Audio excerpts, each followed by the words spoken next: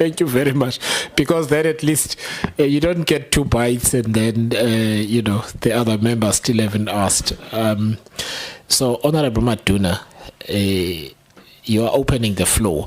So may I just say before we start the clock, so Ms. Mtetwa, Mr. Baloyi, and Mr. Phillips, so it's possible that we can leave here at 1 a.m. I don't want that. The members don't want that. But we also have to complete our business. So can I beg your indulgence that we try and be concise with our questions. If the member is not happy, let the member say, you need to give me more. Then you do. But at the point where you feel you've made the point, it's fine. Just leave it there, and then we will get through the evening, and you guys can have a really good rest and then travel safely back home. So, Honorable Maduna, don't make those promises that you usually make. So, Honorable Maduna usually says, "I'll be short, Chair," and then I have to tell him he's run out of time. Honorable Maduna, over to you. No, so let me say, I hope I will be short. That's better. No, thanks, Chair. Indeed, we welcome the presentation that we got. I believe that they are very informative, and I can now, Chair, and boldly say that the picture in my head, I think today's presentation came to fill in some gaps. Now, the picture in my head is actually complete in terms of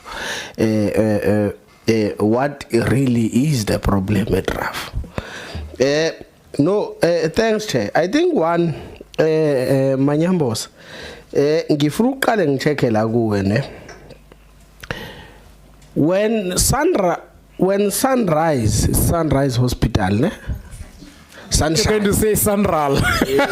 I was thinking this is not the transport committee. When Sunshine, the service level agreement at some point in 2018 or 2020, it was discontinued, right? To the information I have, yes, correct. Can you switch it when you turn so that it will be more okay? So did at that time had you already moved to? I think you're saying that they moved you to litigations, or you were still that side of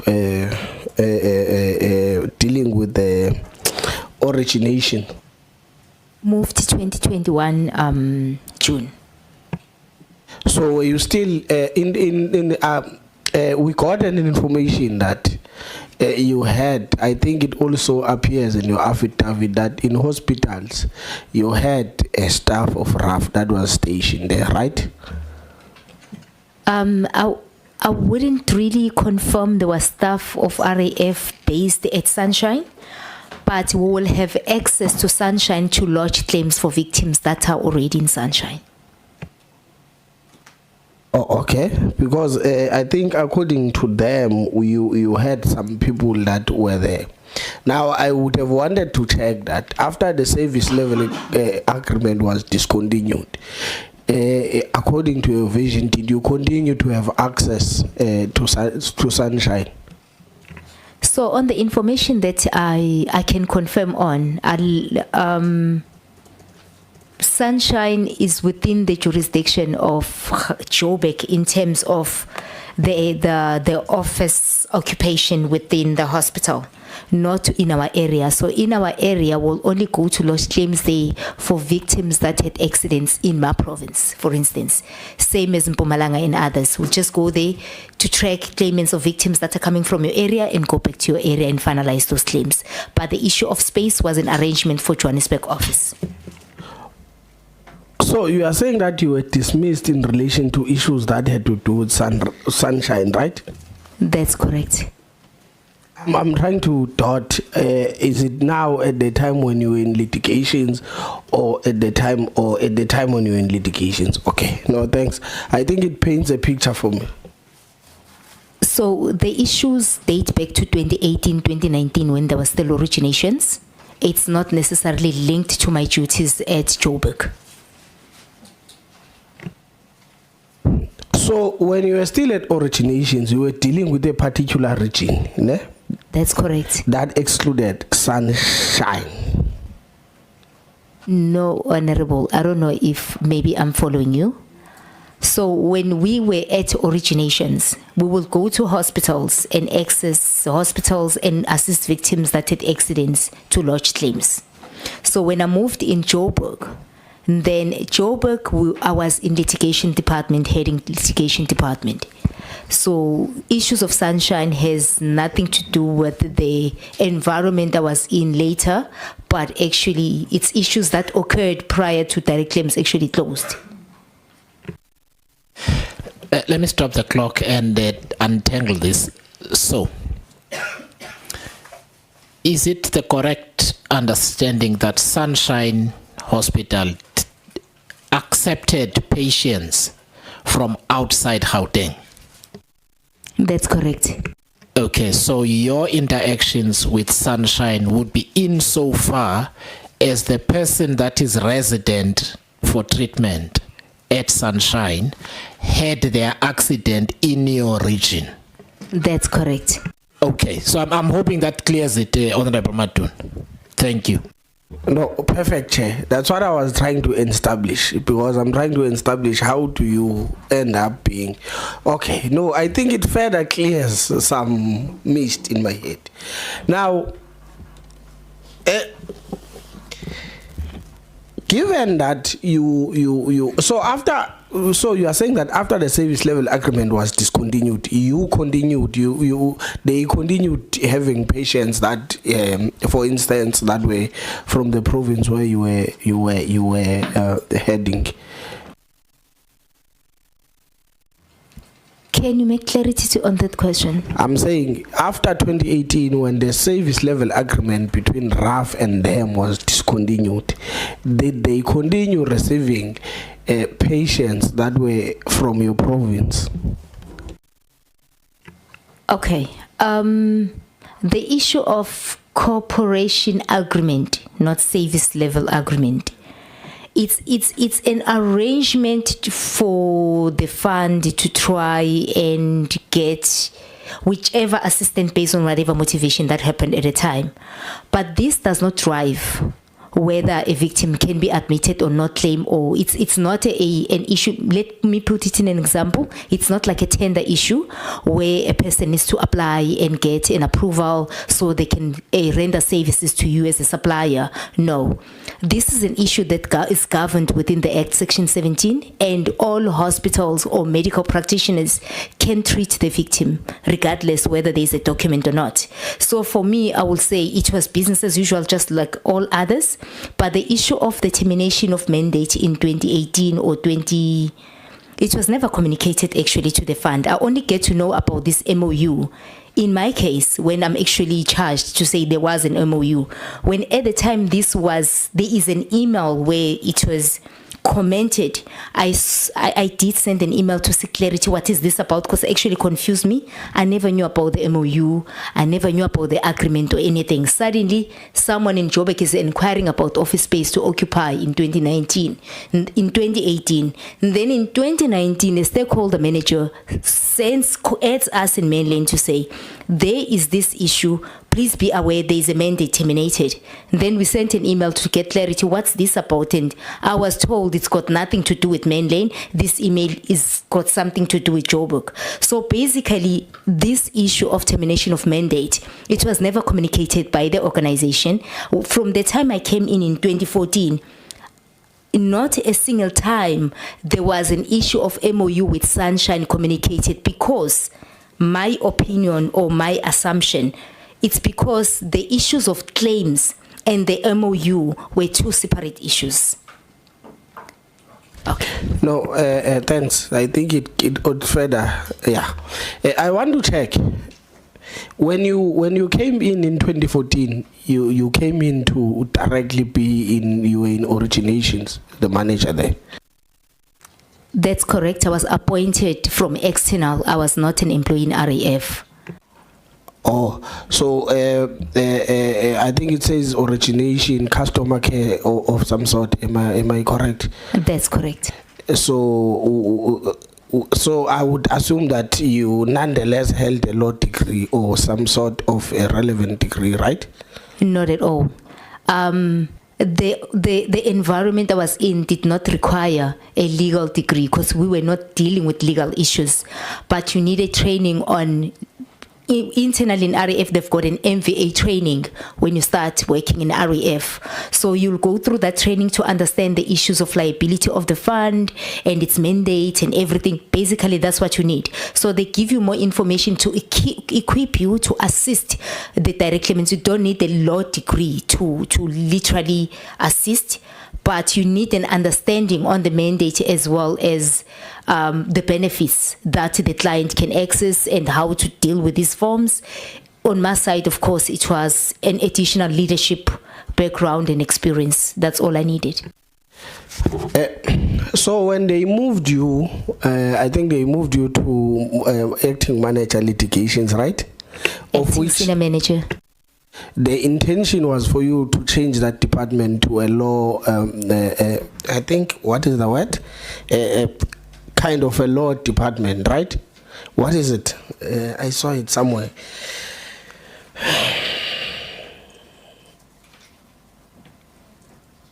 Or it was to change the department from being a litigation to a legal department. So when I was approached, it was to assist with the implementation of the new business model. So in the new business model, I think I've shared the document with the team. In the new business model, the litigation department then becomes legal administration. So it's like new structures within the organization through this transformation process. So the issue was not about a legal, but it was about the function of transformation and change into the new business model, how you support change and assist with transformation. So within that, there is a lot of aspects. For instance, it's going to be the issues of how do people manage with change, how do you monitor the gaps and what's on the past structure, how it moves. I'm just clearly just putting on what you're expecting during the transition. So my role had nothing to do with legal or litigation when I was approached, but in terms of how I'm going to help with this change and transformation as they go through to the new structure within legal administration team. So I would assume that you had a belief that even though without a legal qualification, that you possessed enough experience and a strong background to head this transformation from litigation to legal department. Yes, as a manager, you do possess the quality and expertise to deal with change management and transformation, because in there you are not looking at an expertise of being legal, but managerial expertise in how you manage change, because this you do day to day within your own environment. Okay, no, thank you.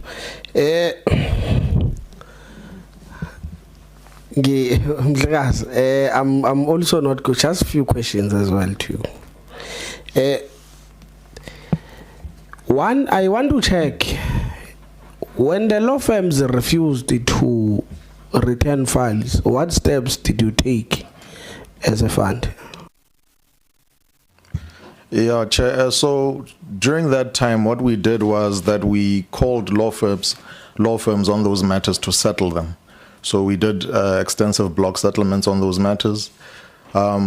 We also, if I recall correctly, we also got a firm of, or rather, we got a panel from the GEPF, I think it was, to assist with some of those matters while we were in the space of negotiating with the Solicitor General in order to get state attorneys to deal with RAF matters.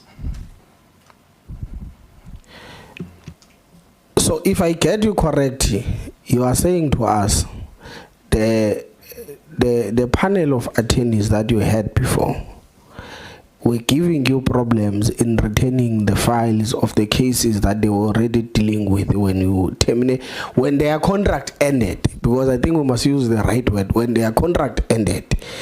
I'm asking you, when you were finding this difficulty of them returning the files to you, what did you do about it between you and them? Chair, also I think it's necessary that I state that during that time I was in panel management. So in terms of litigation, I wasn't leading litigation, so I wasn't in that space. But I do know of the steps that were taken, as I advised you now. But personally, no, there was nothing I could do in that time. So, according to your knowledge, there was nothing that was, there was no steps that were taken against the attorneys. They just took, they kind of came up with other controls to compensate that they can't get file in order for them to deal with the cases. Honorable Maduna, I don't want to speak out of turn, but I do know that there was quite extensive litigation against the firms to get them to bring back the files or to hand over back the files. I'm sure you can find it, it's in the public space, but personally I can't speak to that. Thanks, Chair. I think, Chair, it's important that we must get the list of these law firms. If we don't already have it in place, I believe they should be published. These are people who are part of the problem. Thank you. Mr. Phillips, I believe you said that in order for you to be able to adequately deal with the requirements, litigation and so on of RAF, you need about 204 attorneys, right? The estimate that you are making, it's just the estimate. Thanks for the question, Honourable Maduna. I indicated we needed an approximate number of 204 additional to the numbers that we already have on the approved structure. So in the approved structure, we have 310? The total complement for the full grouping, which includes state attorneys as well as the support staff, is 353. The current appointed is 110? Honourable Maduna, at the moment we have 137 with provisioning for 149.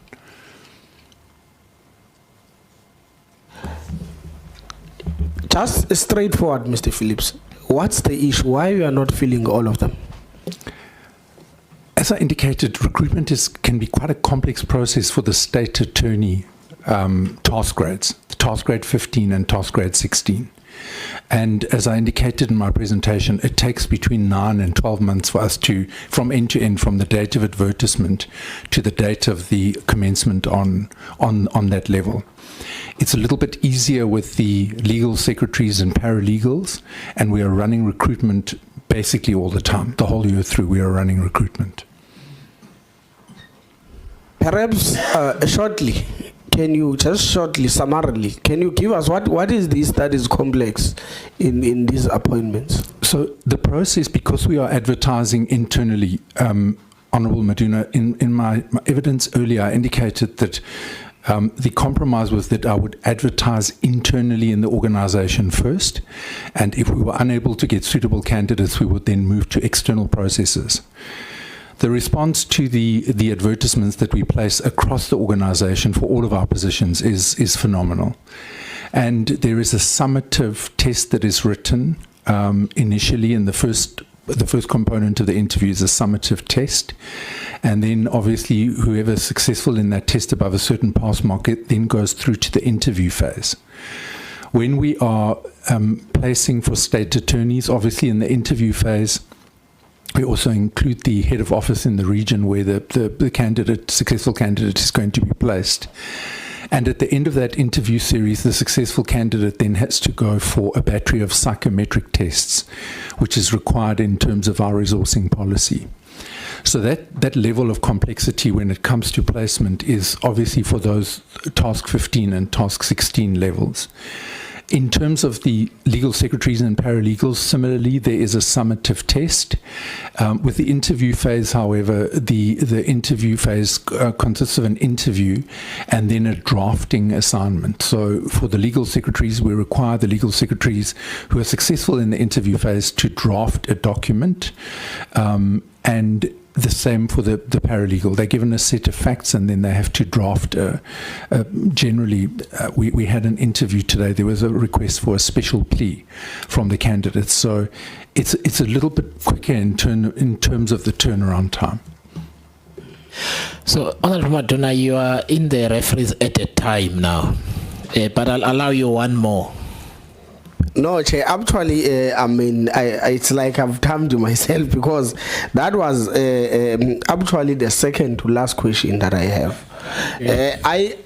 I think my last question would be, Mr. Phillips, given that you have arrived in 2023 now. Now, and approximately, it's good that you know what you need as a department, ne? But now, I want to check, in terms of the board-approved strategic plan, when you do your needs analysis, is this incorporated into it? I'm asking this because we need to know whether we're going to, these undefended cases are going to continue, or this is a matter that will unrest at some point. I think that was my last question. And as a comment, Chair, I must say that it's very disturbing. I know that there is a judgment now that says it's wrong. You know, I think I've spoken about this before, and it's just how South Africa is. And I think this is part of our problems that we should be decisive in dealing with, especially when it comes to the issue of transformation of the blueprint of South African government as a whole. That is why you find it acceptable that when a child from a black family claims will get will be awarded something smaller than what a child from a white family will get. This is why even if I go to a bank, I go to borrow money, I always pay higher interest rate. I have multiple degrees, but I know the interest rate I pay is more than a white person that has matric. It's a quite unfortunate situation, a situation of South Africa, and I'm just saying it as a comment, Chair, that it's worrisome, and I think we need to, all of us, play our role. I thank you, Mr. Phillips. That was my last question, not the comment. That was my last question. The comment is not yours. Thank you. Thank you very much, Honorable Maduna, and noted. Can I just ask a follow-up on your behalf, which I was hoping you would ask? Mr. Phillips, so what's your budget right now? We revert to you on that point in writing to give you the specifics of the budget. You don't have a ballpark figure? Chair, I would have to go back to the budgetary. I do have a budget at the moment, but in a ballpark, it's split into several professional services. I will revert in writing if that's in order, Chair. Okay, so have you been part of any cost comparison analysis? Because, you know, what I like about what you said is that the number of lawyers that you need has landed up in the same estimate of the warm bodies that were sitting with the law firms. It would be interesting to see what the salaries and operational cost, or, you know, support staff and all of that costs, the drivers which you used to pay lawyers, right? All of that. So it would be interesting to see on a like-for-like basis what the cost was before and what the cost is now. Because what we're interested in is on an empirical basis for us to see what's, what's more cost effective. But we do want your area and Mr. Baloyi to be adequately resourced so that you can do this work. So if you can organize that at a later stage, we get an educated estimate, if you know what I mean. We're not gonna kill you about decimals. Noted, Chair, and we will certainly attend to that. All right, thank you very much. Honorable Skhosana, over to you. No, thank you very much, Chairperson, and good evening to everyone. No, we appreciate the opportunity to engage with our witnesses. One, Mr. Phillips, I think you did indicate that you once worked for RAF, I think from 97 till 2004, and then you left, but I didn't capture as to when did you come back? Thank you for the question, Honourable Member. I came back in the 1st of November 2021. Okay, 1st November 2021. All right. So, are you one of the lucky managers who survived the bloodbath?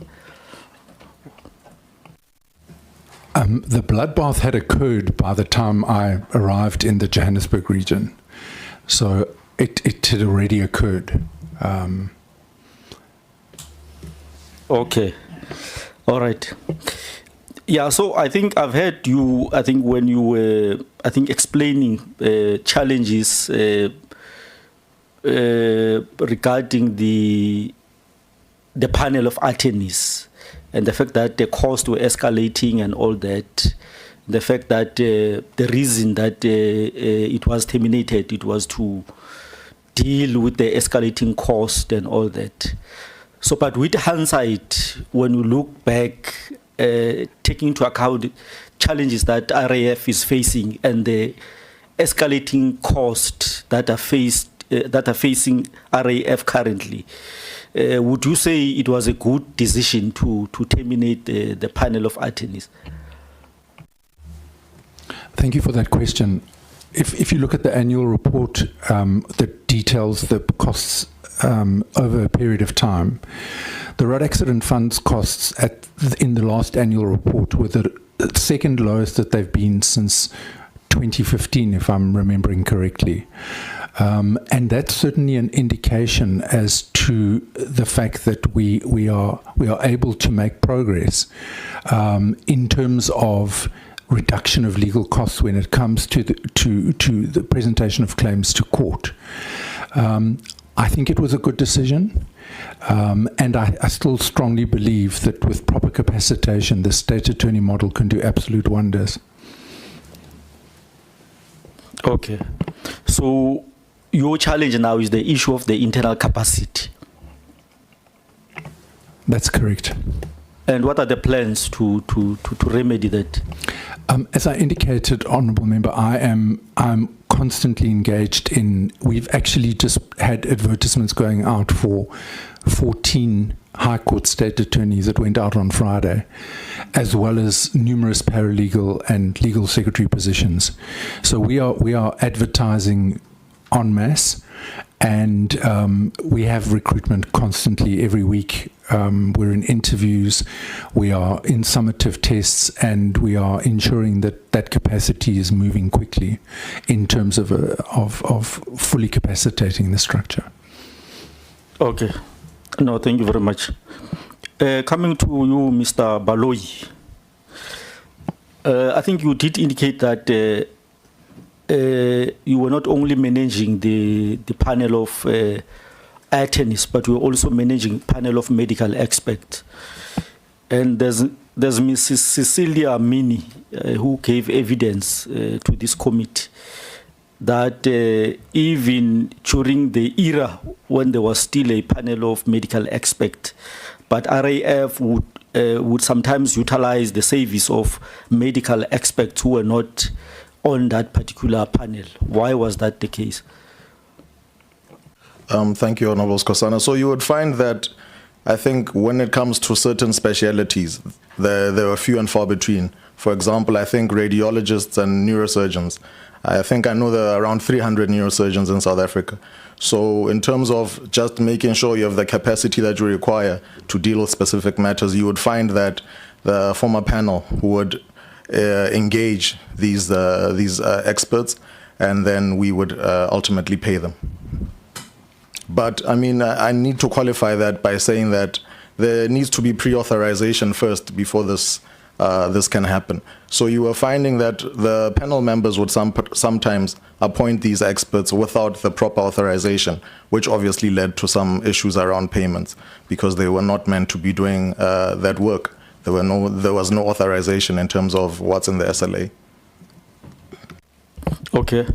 So what is the main reason the panel of medical experts was terminated? I honestly can't speak to that, honorable member. That's not within my tenure, unfortunately. So you don't know? You were not even told? No, because it was, I think the contract came to an end when I was already out of the department. So I really can't say, quite honestly. Also, currently you are in a different department? Yes, I'm currently in legal. Okay, so you don't even know about issues of payments, because we are told that there are quite a number of experts who have up to today have not been paid. Some dates back to I think more than 5 years ago, who have not been paid yet. Some of them, their reports were used by RAF, but then up to today they haven't been paid, which dates back to more than 5 years ago. I only know of the fact that in terms of experts that weren't paid, it was the ones, as I said, that didn't have the pre-authorization to do particular pieces of work for the RAF. They were appointed by the panel, but there was no authorization. So obviously then, for auditing purposes, that couldn't be paid for various reasons, as I said, in terms of the SLA. Okay, yeah, but then I think I get that point. But there's an argument that even those, their reports were used, as much as they didn't have the authorization, but RAF used their reports. What is your comment on that? That's true, Chair, member, so I can't comment on that. Yes, some of those reports were indeed used, but unfortunately the policy is thus that if the appointment is not in terms of that pre-authorization, it simply can't be paid, and that was the organizational stance. Okay. Coming to you, Ms. Mtetwa, I have got a cousin whose name is Christina, but my late grandmother used to call her Christina. Can call him Zala. So, during the implementation of the direct claims strategy from 2014, how did you handle the issue of REF 1 form? Or is it a different form now? Because I think there's one witness here who told us that that REF 1 form is very complicated, to an extent that even educated people, they find it very difficult to complete it. Hence, many people would opt to go for attorneys to help them. So during that time when you were implementing these direct claim strategies, how were you handling that particular form? Or it has since changed from what it used to be? Yes, the form has changed. It's actually, I think what's most important, what now, it's the inclusion in the new form versus the old form. So with the old form, yes, it was a bit simpler than the complicated, I think, which is driven by the requirements for compliance. I think that's basically where the changes now come in. But in terms of other information, one can complete that form. That will be your personal details, where the accident occurred, but there is now the portion where there's now compliance documents that are required, which then just makes this lodgement process complicated more than it could have been in the past. So the form itself, yes, one can complete it. If you can read English, you will complete the form. If you can't, through an assistant of any child in the house that can read English, you can complete the form. So the issue basically, it's not on the putting a pen on the form. It's basically understanding how this whole process works. I'm not sure if that covers it. So the earlier one, it was simple to fill. Is that what you are saying? That's correct. So why was it changed? I don't know. I don't know. Because I really cannot comment on why it was changed, but I can give the just little bit of differences and maybe the bit of its impact if that's maybe can help maybe one, but I wouldn't say how it was changed. I can just help on where the difference could be and what maybe impact that it has. Maybe I can just take you through to that. Yeah, just 1 minute. If you can do that within a minute. Okay, with the old form, compliance differed from the current form in terms of now we lodged a claim based on the compliance as per to the Section 24 of the RAF Act, not the additional. I think I'm correct. Is Section 24, not on the additional documents now that medical experts, that's your medical legal reports, are now part of compliance documents. So that differed. And two, we had an SMR. And SMR allowed for us to lodge the claim, indirect claims. We could lodge the claim without the medical report, and that could always follow later, and that simplified the process for a layman. Now, you're looking at now the issues that it brings now, the impact that it has. You have a requirement that is costly, that is now part of the form, that it can't be accepted without those requirements. You are looking at, for instance, it needs to be accompanied by RAF4 form, which then that particular form as well, it needs to be completed by a doctor that is been trained on AMAGuide. And that form alone, it will cost anything, I think, over 6,000 to 10,000 rand alone, that form. The medical legal experts, they will charge anything 15 to 20,000 or 10 to 20 something thousand each person. So now it becomes costly for a person that's just been in an accident. You don't have a budget that is 50 to 100,000 just for you to support your claim, which now this makes it, for the attorneys, it's okay because they have been doing that anyway. Now, the issue of question is, how do you confirm that I can bring in medical experts' report when the RAF has not confirmed liability? Do you allow a person to incur costs before you confirm liability? Now, in the past, we will lodge the claim with the minimal compliant documents. RAF will do its merits, confirm liability, then the rest can follow, because now we know that the claim will be paid. So now if it's part of the documents, it's just that bit of, I'm not sure why, but yeah, there's that difference now. No, I get you. And then with regards to the,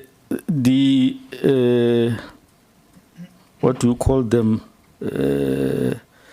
Claim handlers, yeah, I think you are saying claim handlers, because after the termination of the panel of attorneys, claim handlers had to inherit some of the responsibilities that were done by the panel of attorneys that had to handle a lot of claims and what. I mean, I want to find out as to, during the time when there was still a panel of attorneys, what were the roles of the claim handlers, which is now different after the dissolution or the de-establishment of the panel of attorneys.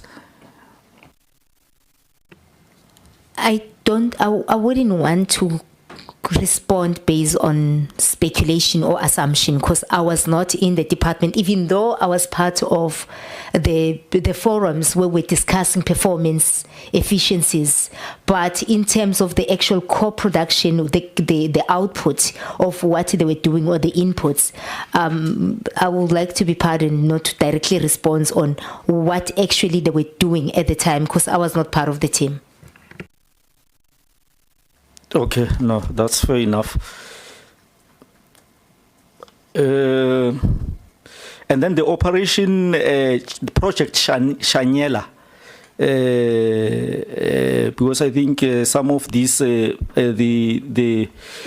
work that was outstanding in relation to the direct claims, I think it was then given to that project Shanyela. Did the project Shanyela manage to process those claims to finality? That's another issue, Honorable. I was not part of the project. In terms of how it was being settled. And when I left the organization, we're still busy with those claims. So in terms of its status currently, as far as I know, when I followed up, because I still get calls from the clients that we assisted in then 2013, 2019, 2020, 2019. So I still get those inquiries. Then I will escalate to the team inside, and I will be told that, those claims are no longer being processed and we don't know where to go and what to do. So there are claims that are outstanding, of course, that I can confirm, because some of the claims, as I stated earlier, we lodged them, they were outstanding documents, because we were on the ground to collect them. But when we stopped, we had no other ways of trying to save those files and ensure those claims are settled, because now those claims were at direct claims, then moved to Project Shanyela for finalization. So I know that they use some of their resources to try and call the clients to bring in the files, but mainly they were not materialized, because I still get escalations even now as I'm outside. Where is the claim? Because we're out there as the face of the organization. So people have our direct contact numbers inside the country and outside the country. So I believe that it's not all claims that we finalized. There are still those that are still open. Okay. Yeah, my last question, Chair. Who was the ER manager, the one who was responsible for the suspension, charging, and firing of people without following processes? Who was he or she? ER is centralized in a way at head office. It's under Ms. Nonhlanhla Dludla currently. At the time, it was under Mr. I think it's Mutloding, and the Mutloding, right? It was the senior manager then at the time. Yes, and then the manager was Mr. Walter. So they were in head office, but they had ER specialists in all regions. So in Joburg, mainly in Cape Town, Durban, there will be ER specialists that are based in the region, but reporting to their management in head office. Are they still in the employment of RAF, Mr. Mutloding and Mr. Walter? No, the two are not. Ms. Dludla is acting as senior manager in the space of Mr. Mutloding. When was Mr. Dludla appointed, do you know? As an acting? When I left the fund, she was already acting. Which was in 2023? Yes. Oh, okay. All right. Yeah, Chair, I don't know. I think I would propose that we get this Mr. Mutloding and Mr. Walter, or if possible, also Mr. Dludla. Yeah, those are my questions. Thank you very much. Thank you very much. I think we are likely to get imminently their boss. Maybe we might get assistance there, but I agree with you. Yeah. We need to get some answers. We need to get some answers. Thank you. Honorable Pila. Thank you, Chairperson. Good evening to Ms. Tetwa, Mr. Phillips, Reperili, Advocate Kalanga. Abshen. Minjan. Forgive me, Minjan. Go. It's Honorable Maduna who taught me that when there is someone who is from your area, you take that advantage of talking in or using your own language. I saw him operating yesterday. I've stopped the clock. Did you notice? Did you notice with Mr. Hubbard there? He was busy operating. Yes, he was. No, thank you so much. My first question will go to Ms. Mtetwa. In paragraph 10, you said you were seconded to Johannesburg region, where you were going to deal with legal matters. When you are relating the story to us here, you said you were afraid because you don't have knowledge of legal matters, but you end up accepting the offer. what made you to accept that position, whereas you know that you don't have legal qualifications? Did you accept it under duress, or someone was holding a gun for you so that if you don't accept, I'm going to kill you? Thank you, Honorable Bila. No, there was no gun over my head for me to accept the responsibility. I got to the region, I saw the mess that was shown to me by Miss Morgan. At the time she was acting, she had to move to act as a regional general manager because that position also had its own problem. There was no one permanent as well. So there was a consultation with the COO, acting COO at the time, and the senior manager of support services in the region. And of course, on the ground, there were no resources because almost every position, there was an actor. So yeah, there were those problems that I saw as a manager, as much as I did not have the litigation or the legal qualification. But in terms of managerial expertise, I have that, and it's something that I could help the situation if it's dire. So the leadership committed support on my side based on where I lack, and I needed to assist them with the aspects of managing the issues, as much as it still included assisting with the transformation. So I accepted because there was a commitment from the acting CEO and the senior manager, including HR, that I will be supported where I need support, and I will be taken through until I can actually run with the space. So I then accepted based on the fact that there was a crisis, and as a manager, I can't just sit back and say, I do not have legal degree, when actually 80% of the functions I can't do. It's only just the minor part of the legal degree and legal experience. So that's the reason I accepted the challenge. Sorry. No, thank you. One other question to you. I want to check with you if you have an estimation of the number of direct claims which prescribed in the hands of the Road Accident Fund between 2014 and 2020.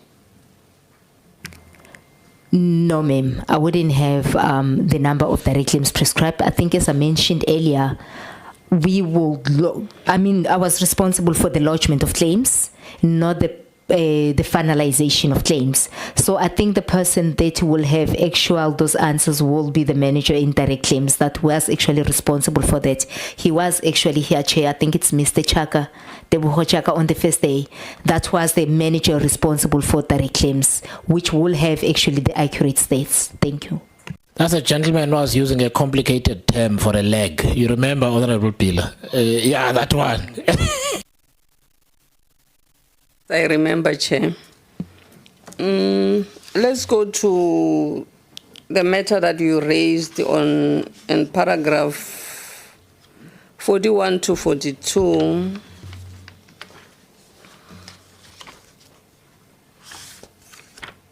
I'm the Honorable. Yes. I just want to check with you the criteria that was used in selection of the 95 hospitals that we were working with.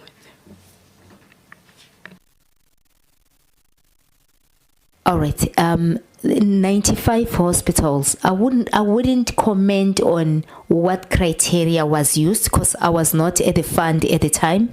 When I came in, they were just actually establishing those offices. They had already identified the where they're going to place the CSCs, which is the customer service centers, the hospital service centers. So that was all identified, and the recruitment process had already begun. So when I came into the fund, I came in with all those staffs together. It was just that mass recruitment for those offices to function.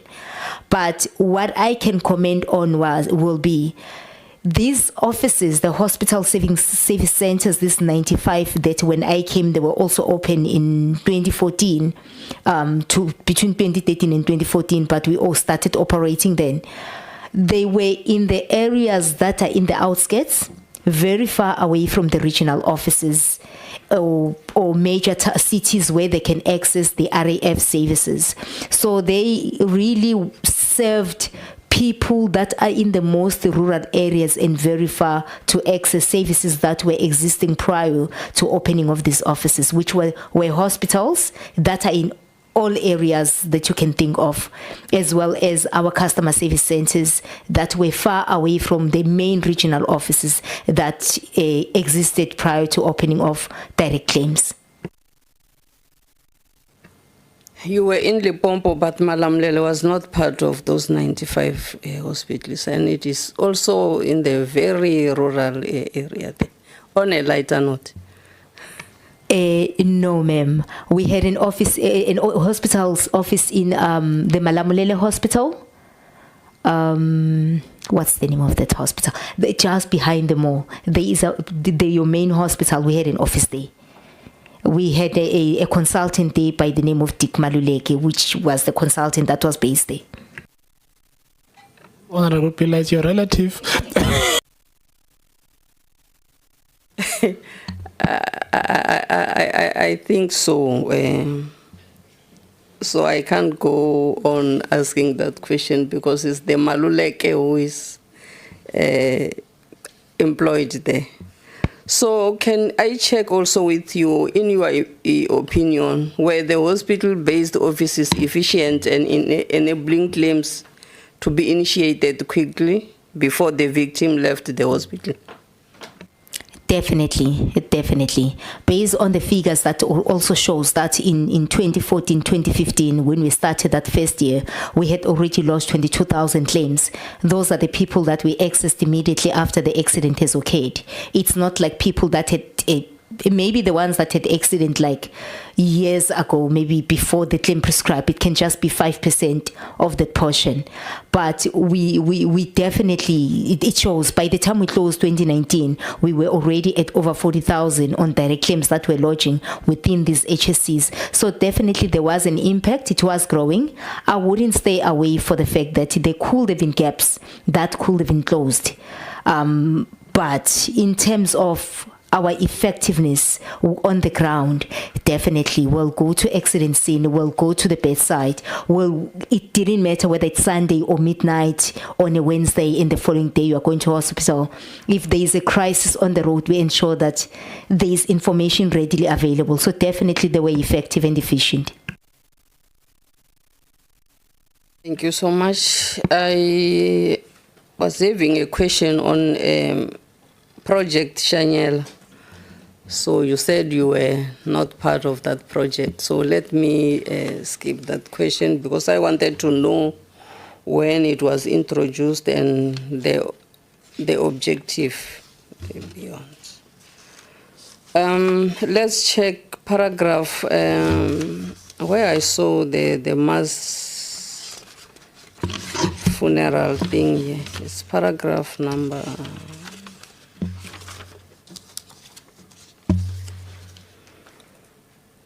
54.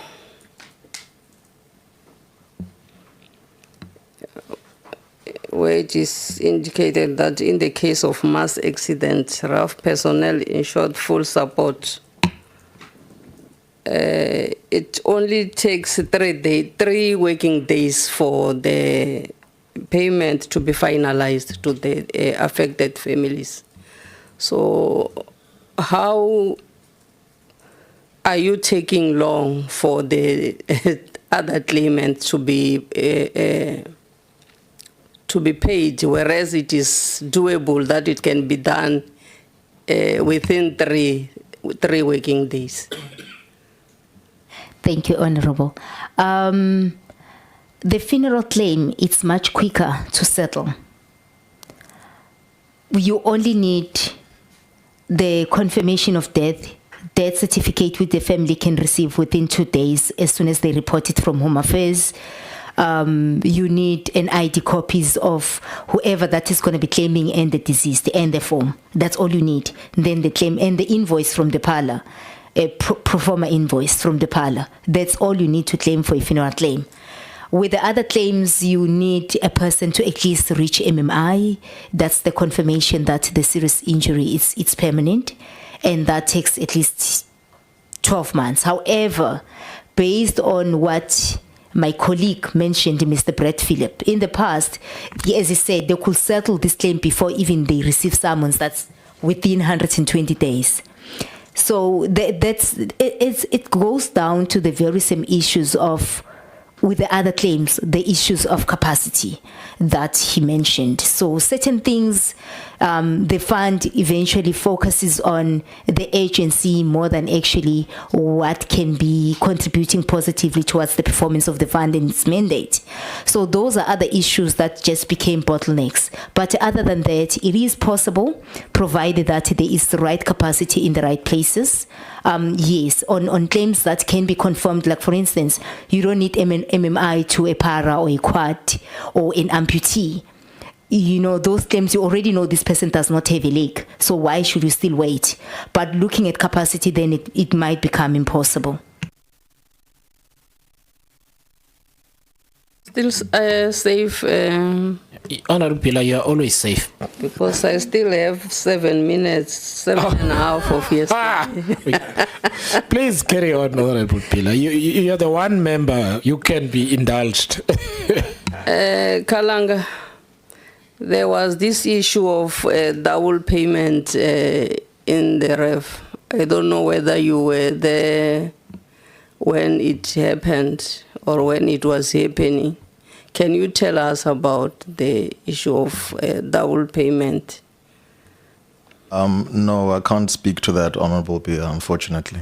It's not in my space at all. Anlovona ku mi nga fambi ni nga mi vutisangi nchumu mi nga ta ku na hlola. Nkomo. Mr. Phillips, you said you are pleased that on the 1st of November you are going to, or you have finalized the recruitment process. Am I correct? Honourable Bila, there is some recruitment process that is completed for certain positions, Okay. where successful candidates are starting their positions on the 1st of November. So what will please this committee the most is to see our communities or the affected families being compensated by the ref. So make sure that when you are pleased by the people who are coming to join you there, then you do the work so that our communities or our affected families can also have what is due for them.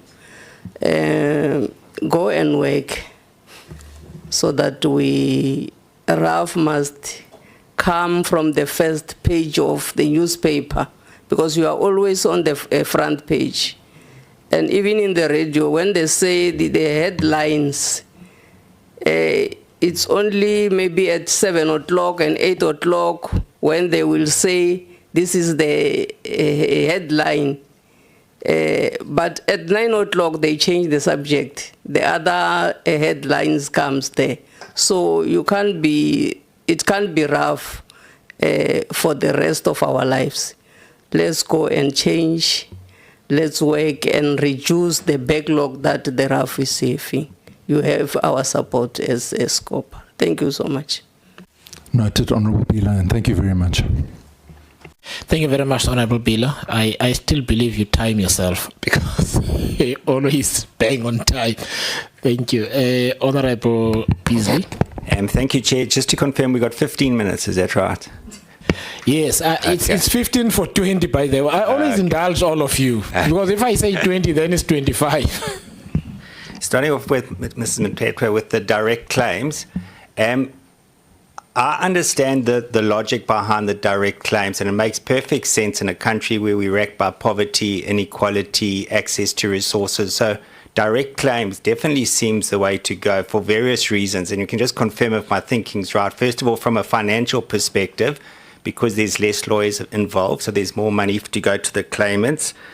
And also, if people get immediate treatment, it actually saves costs in terms of future treatments, and I think that's very important. Then secondly, emotionally too, we can't always just put a price tag on people's medical things. It's emotional too. I can just picture my mother being involved in an accident, and she goes to the hospital and somebody's there from the RAF to walk her through the process. If you had to tell my mother she needed to go to a lawyer, she would have to take tranquilizer tablets before she goes there. And I think that's the experience with most people. So there is definitely an emotional side to direct claims. And then thirdly, and I also think very important, is access to urgent. If we're going to treat people, often the sooner they get urgent treatment, the better for them long term. And that's what RAF is about, you know. So am I correct in summarizing the rationale behind the direct claims, and if I'm missing anything out? You are correct, Honourable. Thank you. So understanding that, what is the logical reason for changing that strategy? I'm trying to understand if these are all the positives, what would be the reasons to do it in a country where we're racked by poverty, unemployment, you know, access? So what is the logical reason behind stopping the direct claim? Well, not stopping them, basically stopping them. I wouldn't comment on that, Honourable, because I have no idea what was the logic on the closing. Neither do I. So, and was there a plan in place to saying, listen, we're going from direct claims to non-direct claims? Was there a plan in place saying this is how we're going to do it? The experience on the ground, there was no plan in place. Yeah, I get that, and the word that I would use from your affidavit is chaos. That's correct. And in this chaos, who would be the ultimate losers? It's the beneficiaries. Thank you. And I think it is quite evident in the direct claims, the statistics that we were sent earlier. In 2018-19, direct claims were 36,000. Current year, it's dropped to 2,800. I mean, if you work out percentages wise, it's about 85-90% drop increase. And it's quite interesting that the RAF say they're wanting to save legal money, but direct claims have gone from 35% to 14%. So it means representative claims have gone up. So there's more litigation involved. So it just doesn't make sense. And I think you said it spot on when the losers in all of this are the claimants. So thank you for that. And I also just want to commend you on your passion. It came through in your affidavit, it came through your statement that you were there for the people and people like my mother. So I thank you. Thank you, Honourable.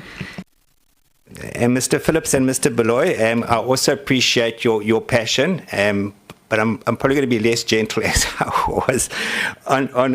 Are you aware of a cost-benefit analysis done with regards to the removal of the panel of attorney?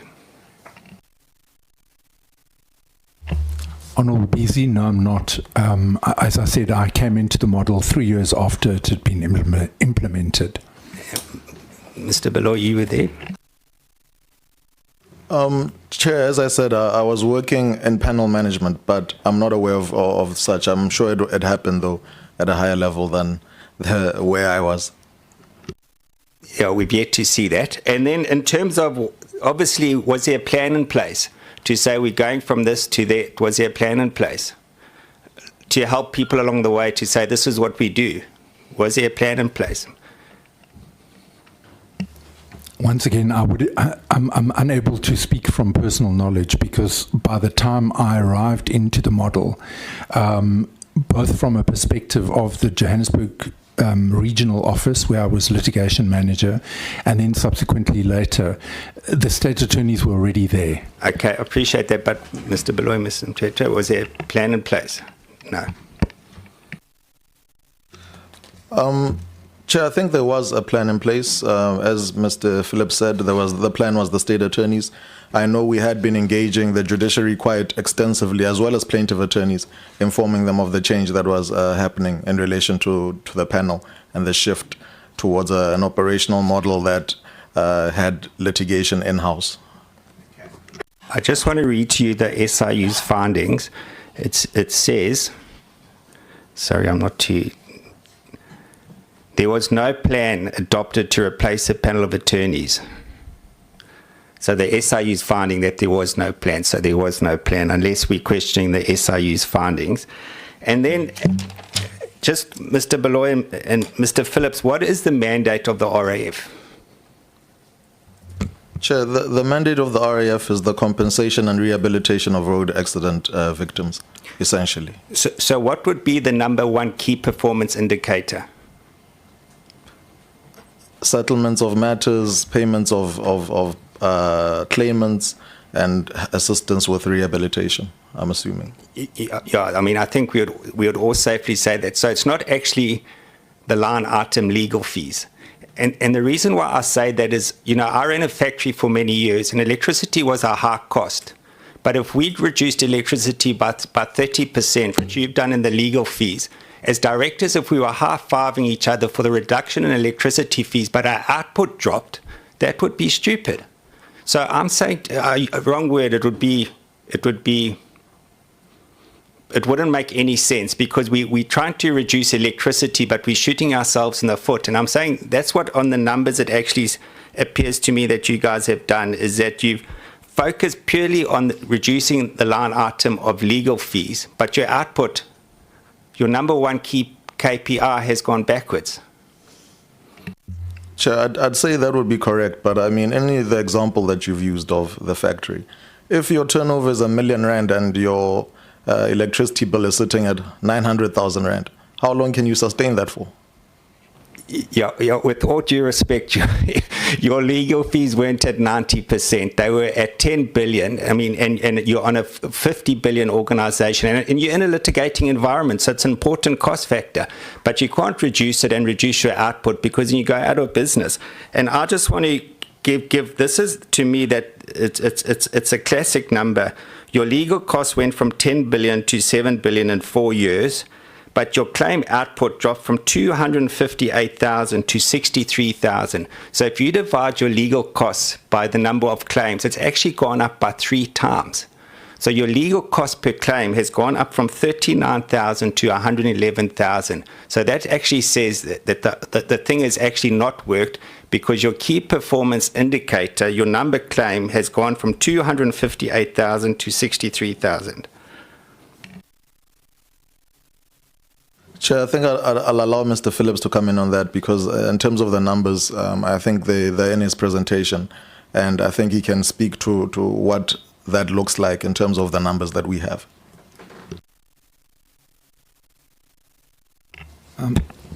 Thank you, Chair. I think from the perspective of reduction of legal costs, obviously the annual report indicates what number of claims have been attended for that specific period.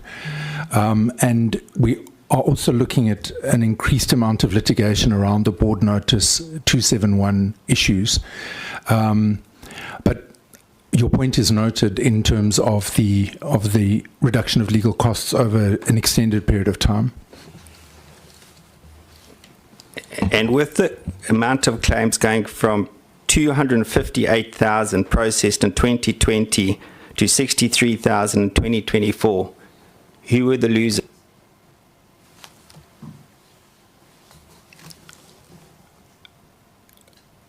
In terms of the board notice itself, remember the organization from an operations point of view is not registering non-compliant claims.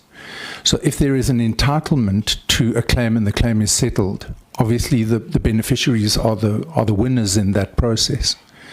Further than commenting around the reduction in the number of claims, which is really an operations issue, if a claim is not registered because it's not compliant, it will be registered when it becomes compliant, and then obviously the process can ensue from that point on.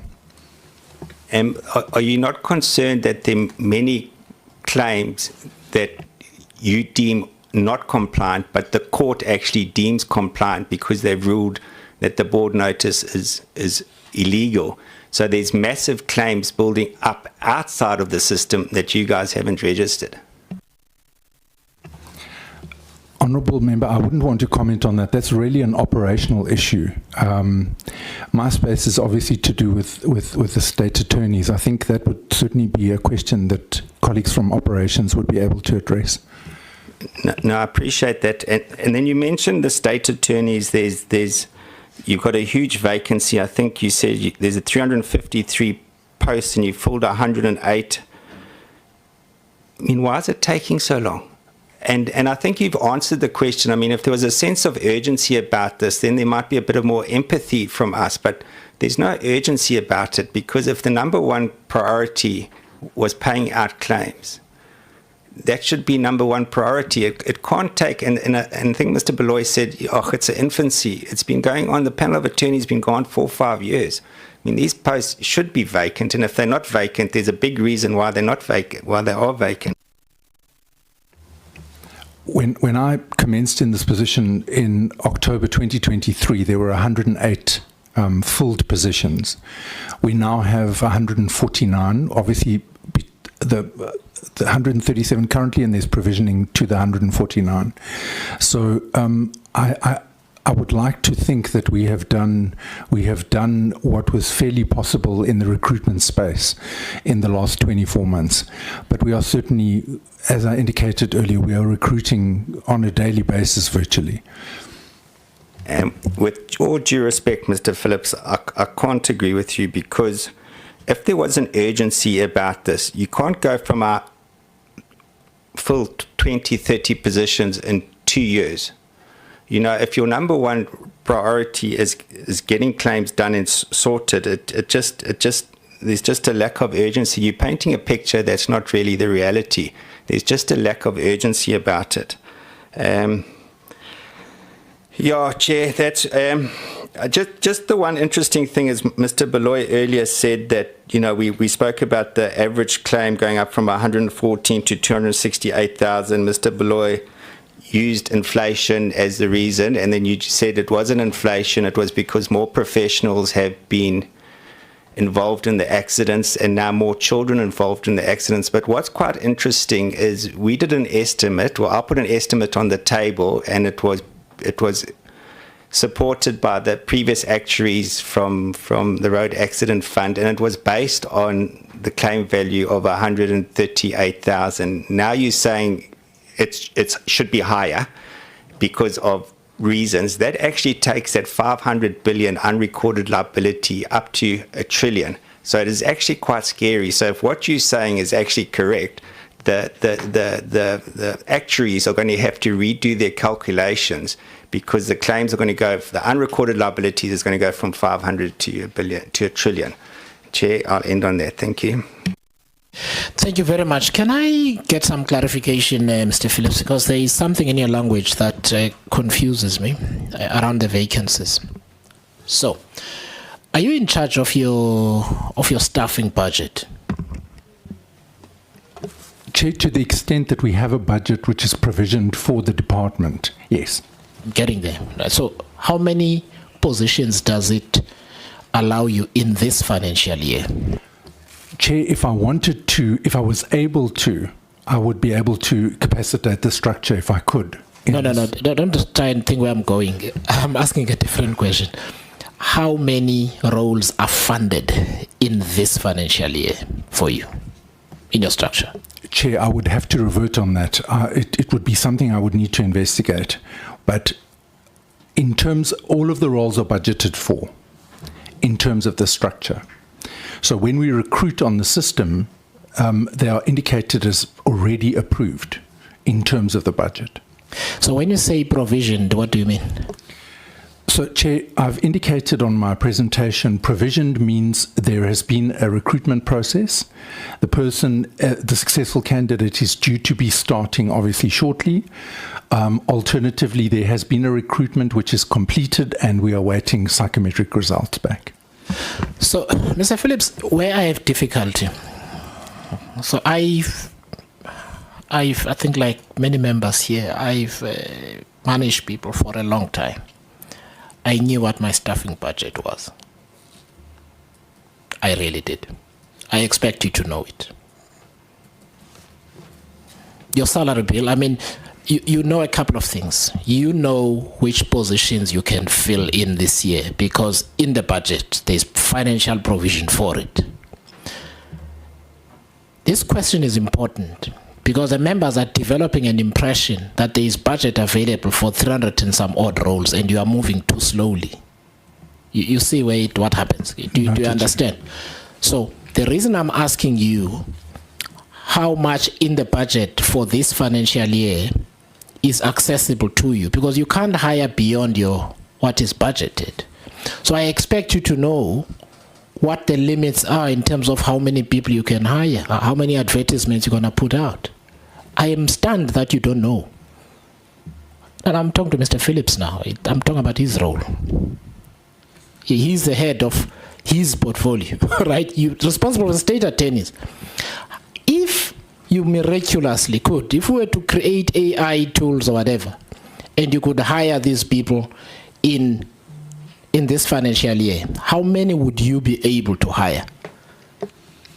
Chair, I would have to revert on that information because in my understanding, all of these positions are budgeted for already. And when recruitment begins, there is an indication on the system that the position is pre-approved. So it's not a new position that we are adding to the system. It's already budgeted and pre-approved. So, Mr. Phillips, budgeting usually works like this for staffing. So I'll get an allocation of, let's say, 8.9 million for salaries. And somebody's resigned. And we battle to find somebody for a period. That accumulates as a credit on the salary line because there's each month where you're not paying anybody for that. So when you get your monthly reports, your monthly financial reports for your entire department, there's all sorts of things. There's like, imagine the litigation costs, there's all of this, and one of those lines is salaries. And I know that at the end of the financial year, if I don't fill this role, I might have saved like R1 million out of that 9 odd million because I haven't had the person in post. I would be able to know that. What I'm surprised by is that you have no idea. This is what was the implication of what you're saying is that the Road Accident Fund could, in its budget, have provisioned 85 million for hiring. You're only utilizing 35 million of that. And each year it rolls over unused. That's what I'm trying to establish here. It's no mystery. So I'm trying to understand why you don't know. Chair, as I indicated, my knowledge extends to the fact that these positions are pre-approved in terms of budgetary provisions. That line actually makes it worse for you. It doesn't help you. Because if they are pre-approved, then you have the number because they are pre-approved. You do. You must have the number. They are pre-approved. You don't need to go back to anyone and ask for approval. The money is there. But you don't know. Chair, I will have to revert on this at this point. Okay, but that means you don't know. Correct, Chair. I will revert. Okay, Mr. Phillips, that's worrying. Okay. I really think you ought to know. Yeah. Let me deal with this when Honorable Atkinson is done. These other two questions I have. I just felt, let me just clear this up because honestly, we don't want. So let me tell you why this is important.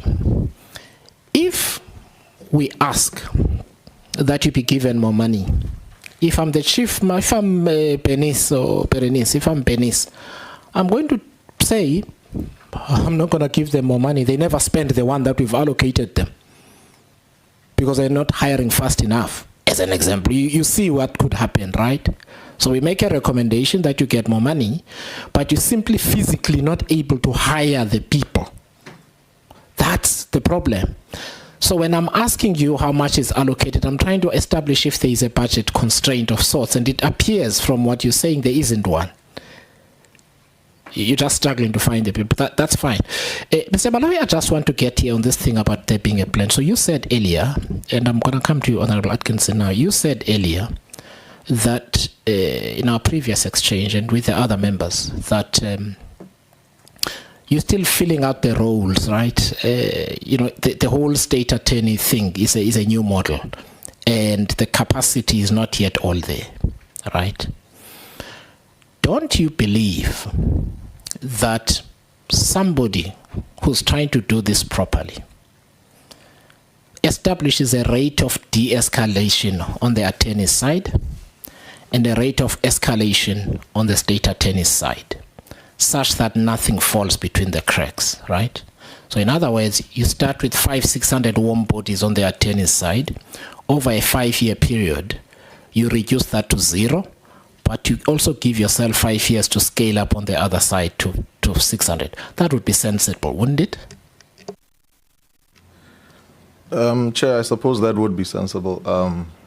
Obviously, the way it was done, there were some teething issues, and obviously hindsight is always best. No, it's not hindsight, by the way. It's proper managerial application of managerial responsibilities. It's change management. Then you wouldn't have the problem that we spoke about earlier, where you don't have attorneys to attend to matters.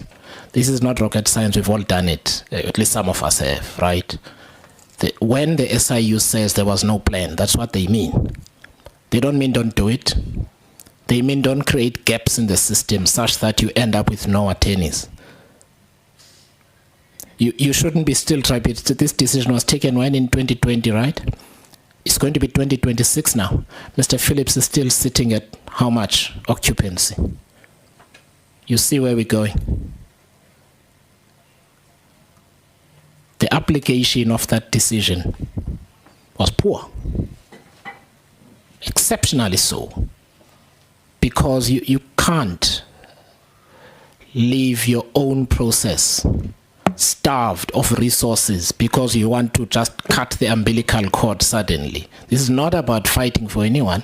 It's about the claimants who, you know what I mean, and the road accident fund, and we're going to talk about costs just now. So I just wanted to clear these two things up for now.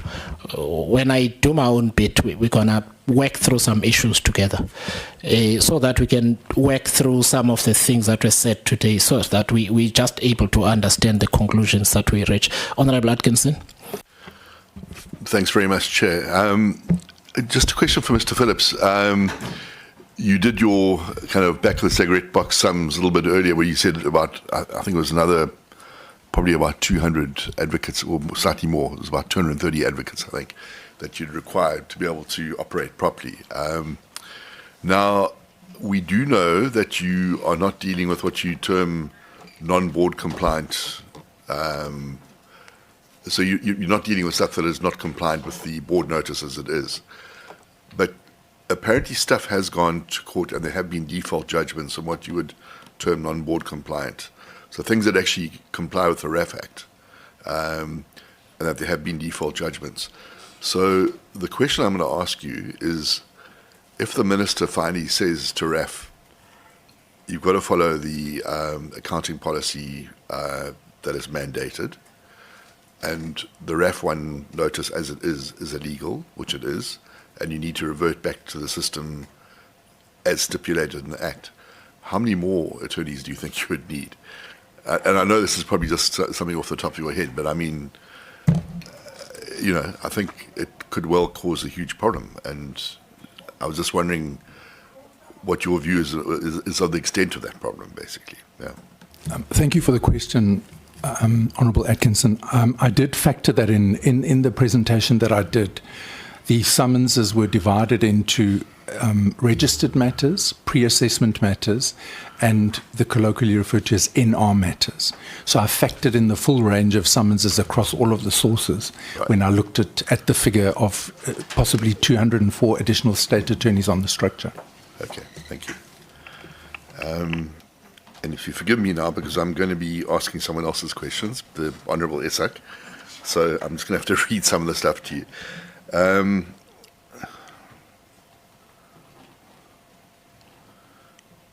Hope you can make out his handwriting, because I tried to have a look and I thought, jeez. Yeah.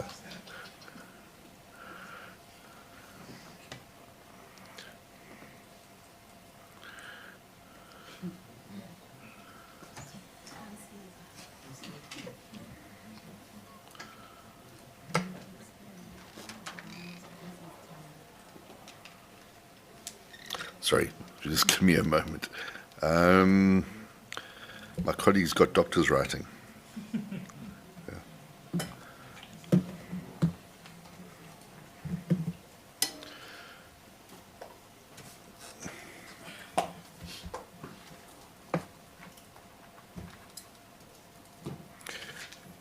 Okay, so Mr. Phillips, a question from the Honourable Isak says, if settlement matters were a priority, why are so many matters on trial? Okay, simply put, don't you settle them mid-process to avoid long and expensive adjudication in the court, basically? Thank you for the question. Absolutely. So the settlement part of the process is done within the operations environment. So the operations teams are responsible for assessment and settlement of the claims. Okay.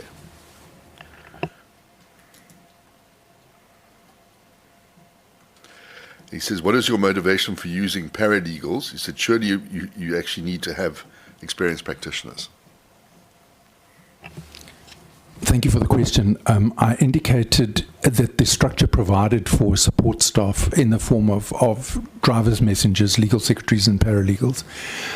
We have very qualified paralegals. In fact, 90% of our paralegals are admitted attorneys. That might not always be the case as we extend the recruitment, but the point was with the paralegal level that you want a slightly higher level of support given to a state attorney in terms of possibly doing research and preparing legal documents, etc. So that's how we factored that in. Okay.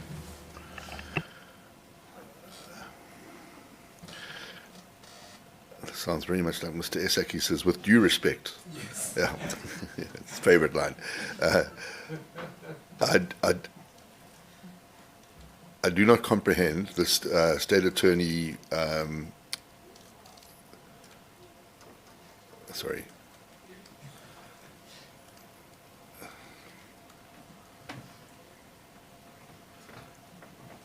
You have to make a call about whether you can make out this handwriting or not. I'm going to leave that one. I'll ask. Yeah. So with due respect, Ask the ones you can see. Yeah, with due respect, I can't read your writing. Yeah, anyway.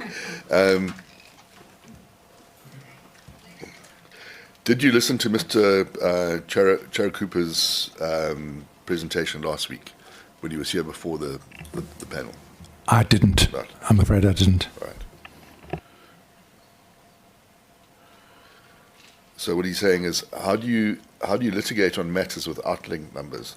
Those are the matters that are not board notice compliant. And I think we probably have covered that to a degree. I don't know if you want to say anything else further about that.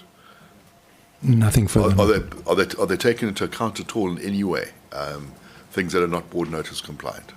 So in my presentation, you'll see I included, as I indicated, registered pre-assessment and the NR matters. Okay. All right.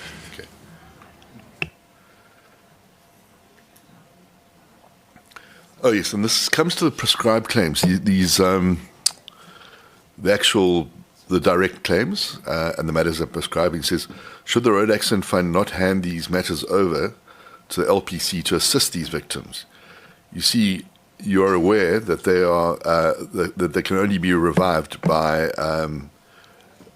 serving summons against the RAF. So in other words, what he's saying is. As we heard from Mr. Harbin's comments, do you not think the RAF should actually come to the aid of those people that were direct claimants that have their claims are prescribed, basically, under your earlier system?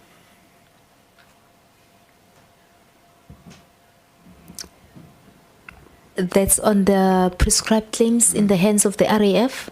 Yeah, I'm talking about the direct claimants, the people Yes. that came directly to RAF. So, people that came via lawyers, obviously the lawyers then would serve summons. Yes, that's correct. Live. But there were quite a lot of people that came to you in good faith.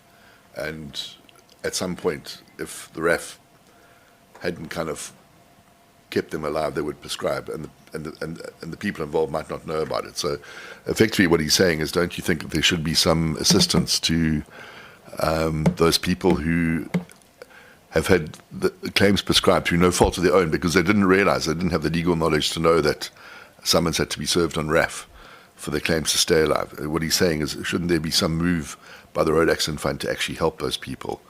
And I suppose get a lawyer to serve summons to try and keep those alive. So he's talking about, I suppose, a level of altruism, really. Yeah. I totally agree.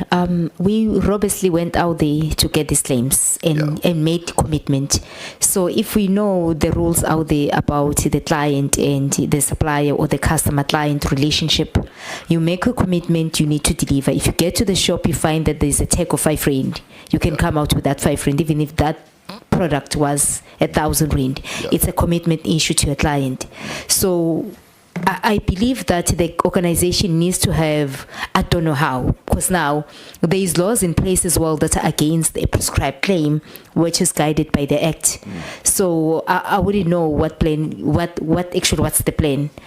But there should be a plan that the fund should not incur further costs to try and litigate those prescription matters, because at the end, I do not think we'll be in a space to win that case. Because we went and lodged a claim and we sat with it and prescribed in our hands. So litigating it so that you can rely on the court judge, on a judge's decision to do the right thing, I think it's just will be wasteful expenditure. Sure. Okay. And then for Mr. Beloyi, with your comment about the black and white children, Mr. Isak says, is there any case law that would differentiate between black and white children? Chair, through you, I can't say off the top of my head.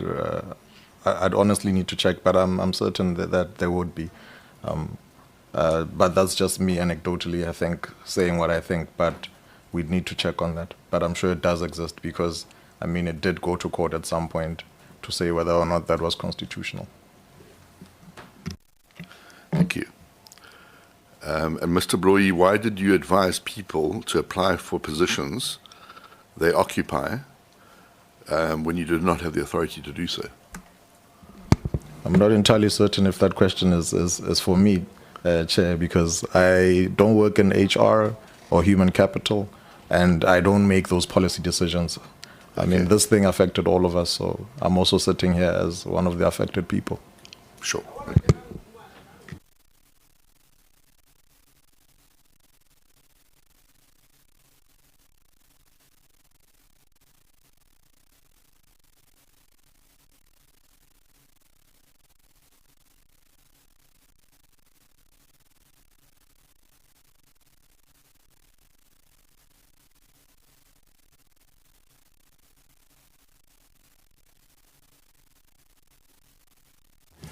There is a provision on the system for summons receipts. So the statistics which I've given relate to the summonses linked to the NR claims. There's no claim registration on the system, but the summons receipt is acknowledged. Thank you, Honorable Isak. Thank you, Honorable Isak. I must say, he sent them to me as well. I gave up after a short while. I thought, ooh, okay, I hope he's not watching. Yeah, he'll be very disappointed in me. Thank you very much. So I'm first going to just ask for your assistance, Mr. Phillips. This document that I'm going to ask you to look at, you did not send it. Your colleagues at the head office did, but you were counsel before.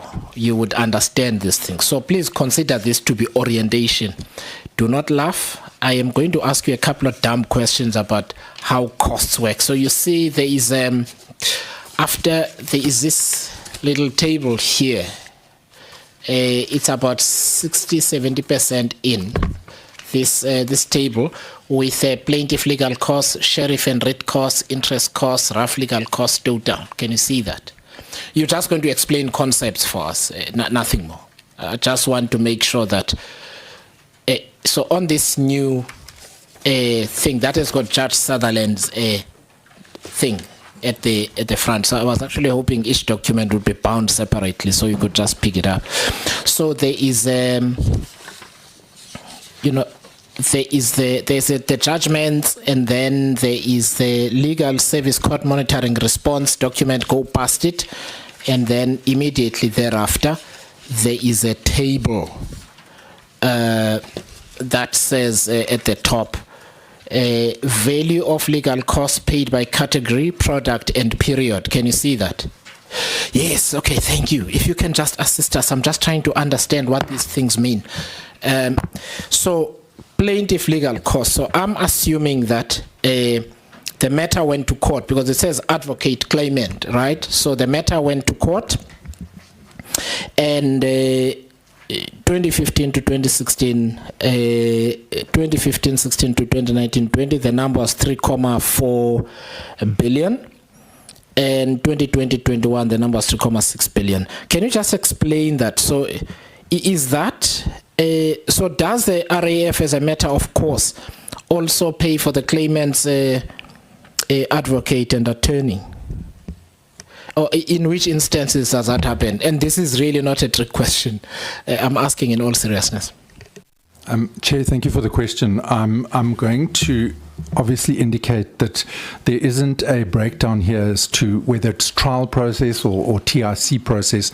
So from what I'm looking at in terms of the grid presented, there would be advocate costs linked to a process, whether it's trial process or trial interlocutory court process. And obviously then there's an attorney, the majority of the costs in both of the grid years are for the attorney, and then there's obviously also correspondent costs linked to the service within the court's jurisdiction for the plaintiff itself. You know, I appreciate that. What I'm just trying to understand is, and this is where I'm embarrassed, why is the RAF obligated to pay also for the claimant? I mean, can't the matter be settled and then from the settlement or from the judgment, then the claimant pays their lawyer? I'm just trying to understand why it's put on you. Chair, the rule of law is that the successful litigant is entitled to his or her party and party costs. Remember, there's various scales of costs. So that's obviously the principle is that if you've succeeded in whole or in part with your claim, you're entitled to the legal costs that attach to the success of the claim. I see. So we could just say this happens as a matter of course. So when the litigant is, so in other words, when the claimant is successful, then it's no bad reflection on you as a RAF. It basically says that that's just how the cookie crumbles in court, basically. Or, Chair, if the matter is settled, obviously there's an attachment of costs if the matter is settled by agreement between the parties without necessarily going to court. There would still be party and party costs attached to that settlement. Can you explain party and party costs? Chair, there's obviously various scales of costs. A party and party cost scale is the scale of costs between one party and the other party. So a plaintiff is one party and the RAF is the other party. Then you get attorney-client costs, which is a slightly higher level of cost. That's the cost between the attorney and his client. And then you get attorney-owned client costs, which is the highest level of cost scale. All right, thank you. And then the correspondent attorney is basically the attorney in Joburg, who handles basically does your filings and all of those lovely things. Those would be correspondent attorneys. In that you don't need to travel there, basically. That's correct, Chair. Okay, I get it. Okay. Sheriff cost. Can you explain that for us? What's sheriff cost? Chair, this is the cost attached to the sheriff executing on a warrant of execution. Obviously, there's two levels of costs. One attaches to the cost of the writ itself, and then obviously the costs of the execution of the warrant of execution, which is done by the sheriff of the court. Okay, so the sheriff gets involved when it's desperate times. The matter has been, the court has given at least one order before or two. and now there's the sheriff has to come around and fetch some desks and computers. That's correct, Chair.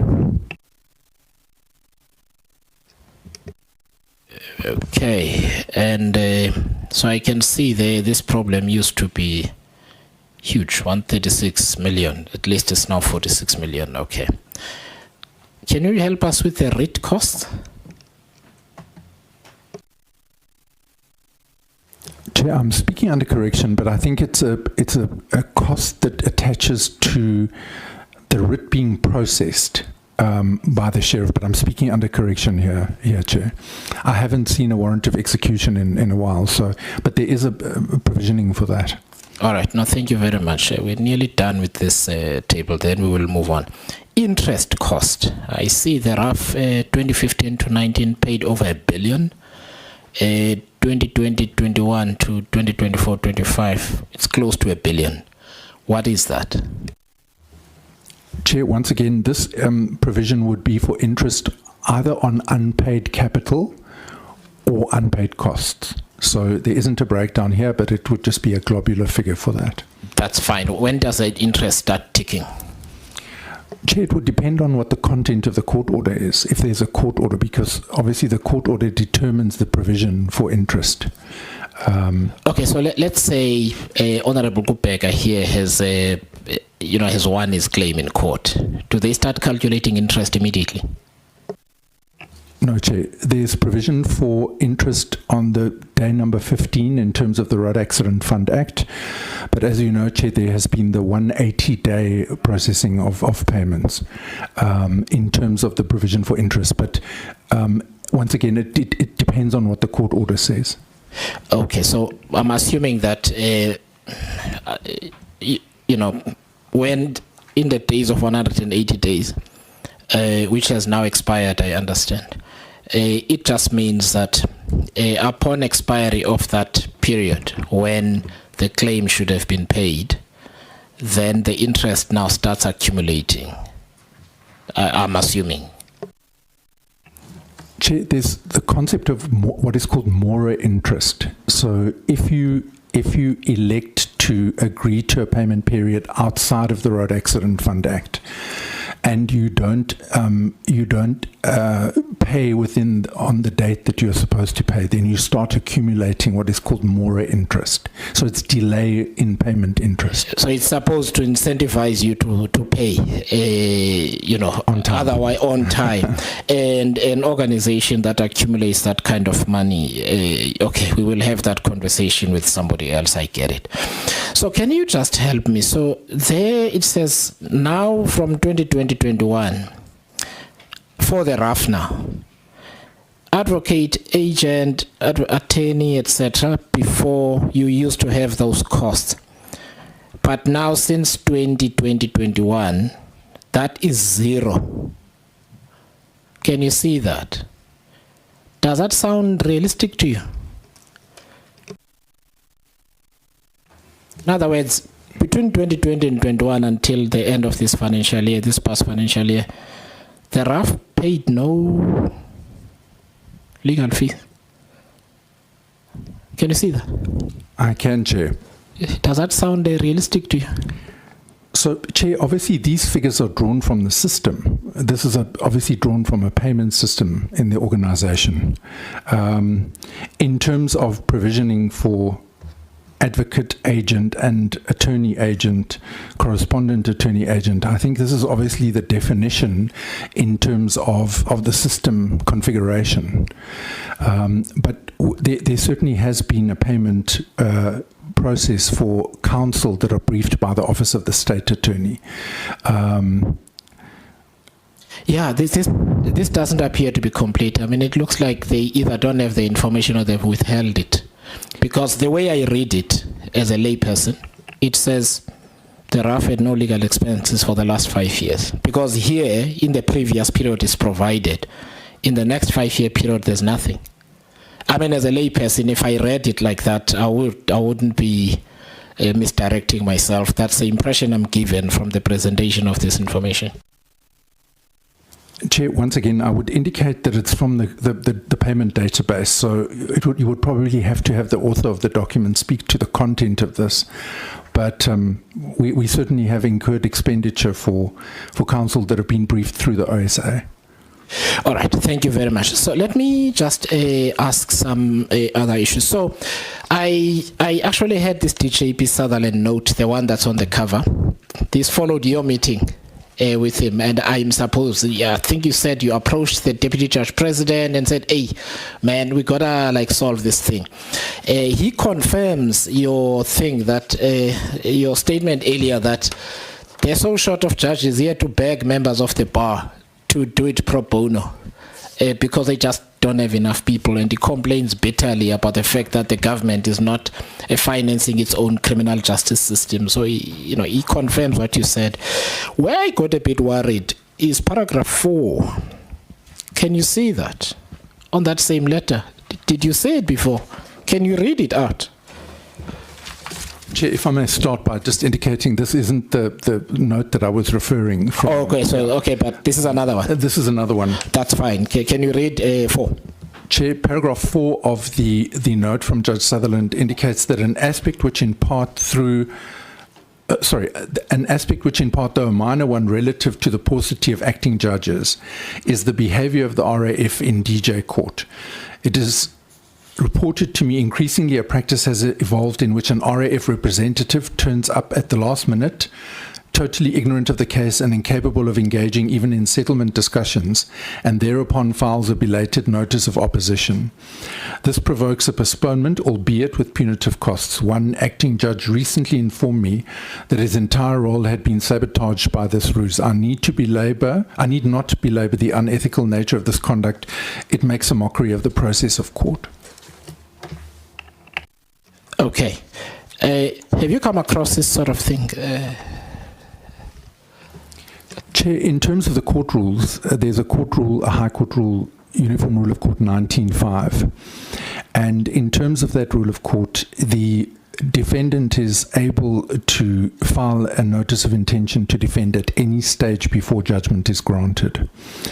And that's, I think, in obviously the setting that Judge Sutherland is referring to, the fact that notices of intention to defend are being filed, albeit at a late stage in the proceedings. But it's done in terms of a court rule, Chair. There's a part that you've omitted there that is really critical, where he says, let me read it out.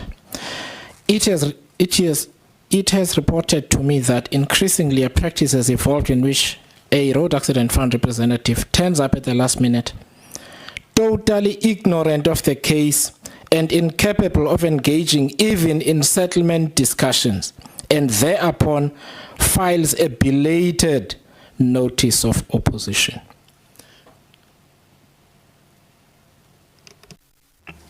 Do you care to comment on that? Chair, nothing further than obviously indicating that the process is in terms of Uniform Rule of Court 19.5. And if instructions are given to the State Attorney, albeit at a late stage, to attend to an action, that's certainly what they're doing in terms of the process. Do you know what this reminds me of? It reminds me of Ms. Mtetwa's experience when she joined litigation. Do you remember when Ms. Mtetwa said, on the morning of the court date, somebody is looking for a mandate? 1. 2, somebody appears basically they try to be in 2 courts at the same time, so they just haven't had time to prepare for the case in fairness to them, right? Wouldn't that point to that problem? Let's leave the uniform rules of court. Certainly, Chair, in fairness to the State Attorneys, that's generally what would be happening. So you understand Honorable Beasley's anxiety about the staffing, right?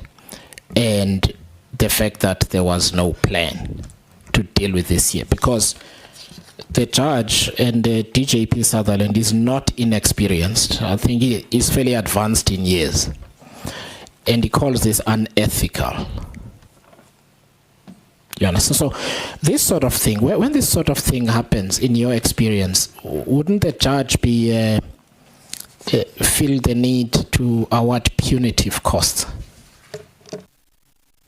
Chair, the uniform rule of court that I'm referring to provides for a provision of costs appropriately in terms of that practice.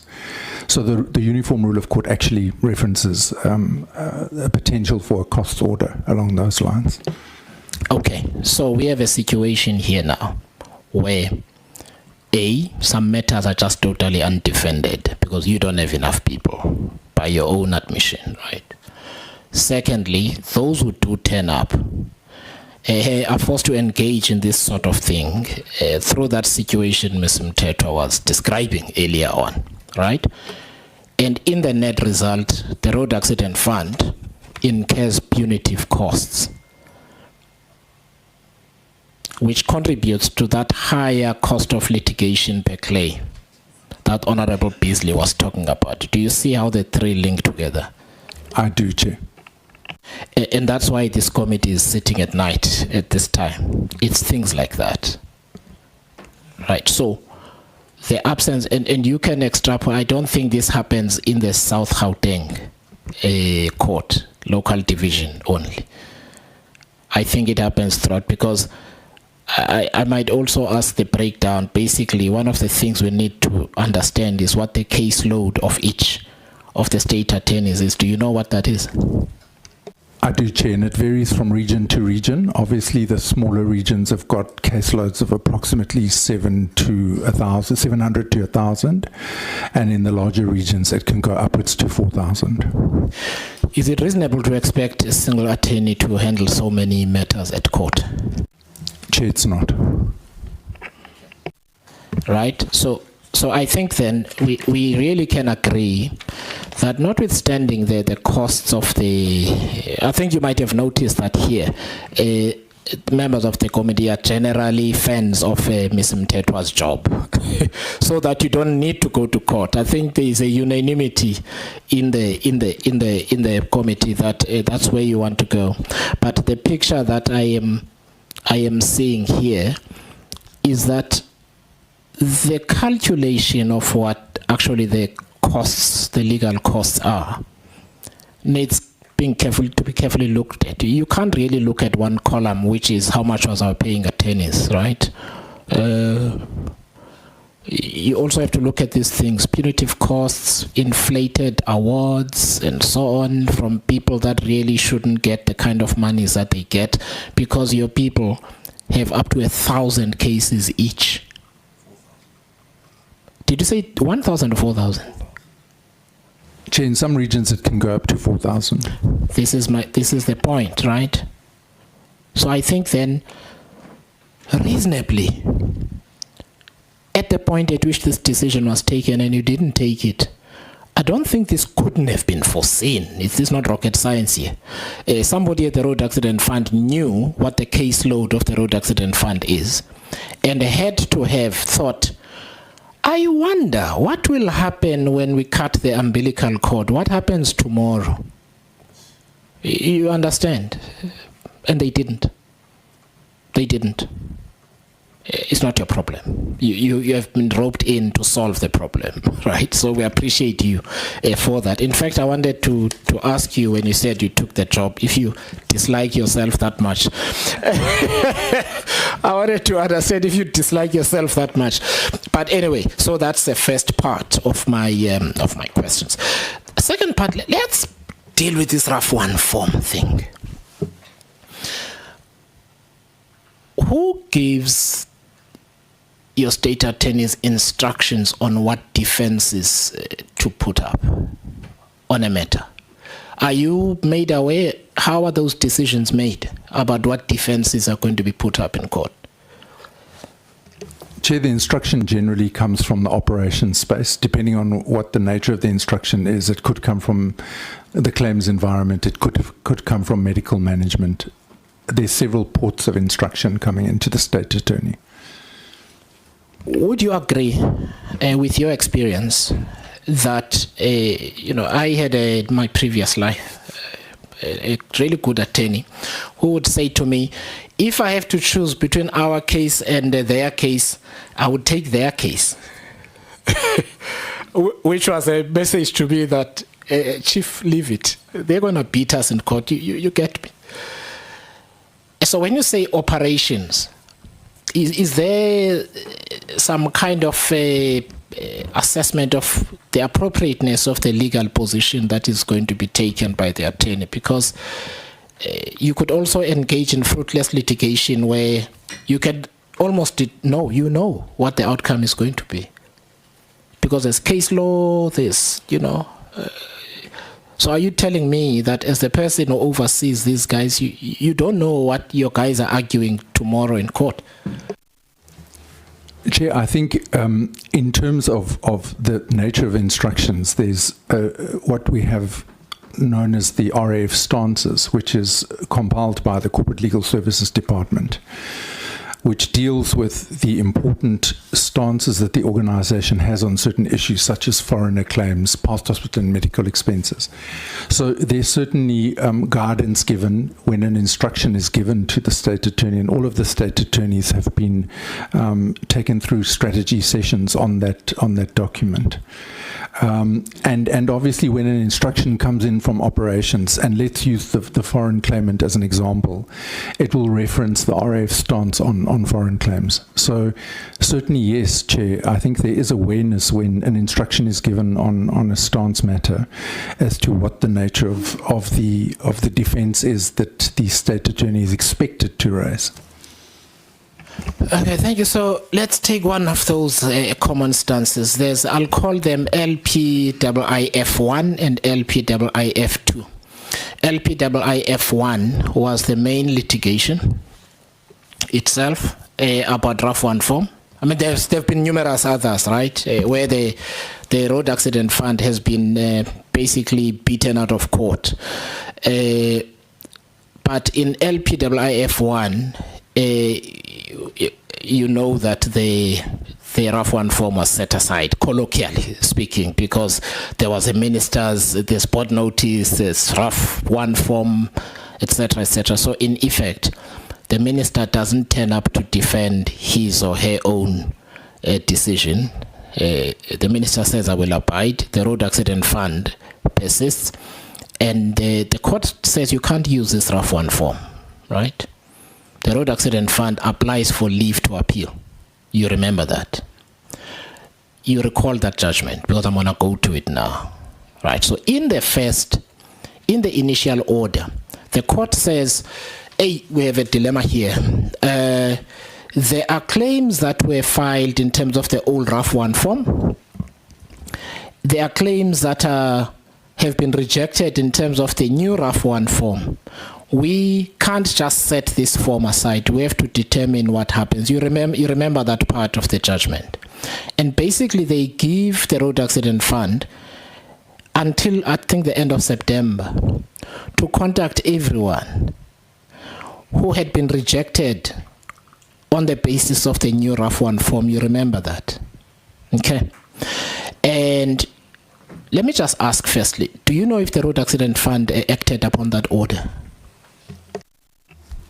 Chair, in terms of an operation environment, that would have to come from an operation space. I wouldn't be able to confirm whether that was complied with or not. I do expect you to know in line of my next question, by the way, because it's really important. Because it affects the stances that your attorneys are going to take in future litigation, right? So the road accident fund either complies with that order in the meantime, or it doesn't. Surely somebody in your position should have an idea that on such an important, probably is the most important issue of litigation right now that the road accident fund has, right? So I'm just trying to understand what are the instructions to your state attorneys. So, Chair, generally in keeping with the fact that the LPIIF matter has not been decided to conclusion yet, that's generally the instruction that comes in from the operation space. Because, you know, on the application for leave to appeal in the High Court in Gauteng, the court is actually fairly disturbed by the fact that, I am so sorry, the way this document has been pulled together is not particularly helpful.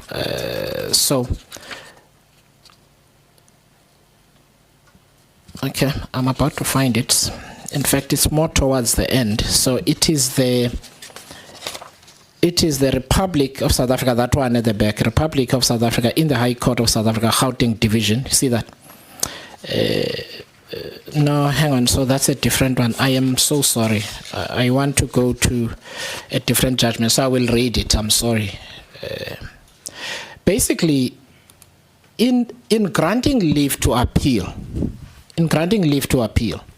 the court cites even other cases to say we are disturbed that notwithstanding, so we're granting you leave to appeal, but during the course of the proceedings, we were informed that you are not complying with our previous order to A, stop using this form, and secondly, to phone the people that had been rejected on the basis that their forms aren't compliant, their claims aren't compliant. So, am I correct to assume that to this day, because the Road Accident Fund is appealing, those people are still sitting outside, unregistered? Chair, the LPIIF matter is being handled by the Corporate Legal Services Department, and I think it would probably be prudent for me to defer to the status of the matter with Corporate Legal Services, as well as what operations did in respect of the request in terms of the original order. Mr. Phillips, what does your management of the state attorneys entail? I'm just trying to understand now, because you have a great experience, right? You were the RAF, you joined the bar, you've argued cases, and so on. I am worried that the Road Accident Fund, your own state attorneys, go and defy court orders, and you don't know about it. Chair, as indicated, my role is an oversight role in terms of the relationship between the RAF and the Office of the Solicitor General, and I coordinate the process itself. I don't hold a delegation of authority to give instructions. I have a delegation of authority in respect of two pertinent aspects to the relationship with the OSA. But I don't give instructions. The instructions come from the operations space.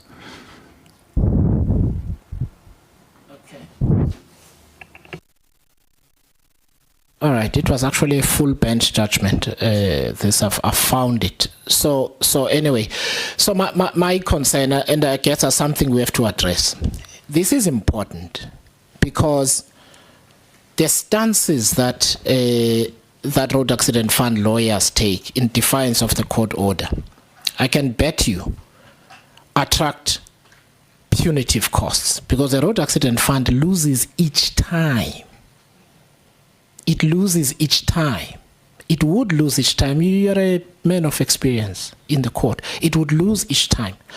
There is an opinion that the Road Accident Fund sought from Advocate Ishmael Semenya, SC. Are you aware of it?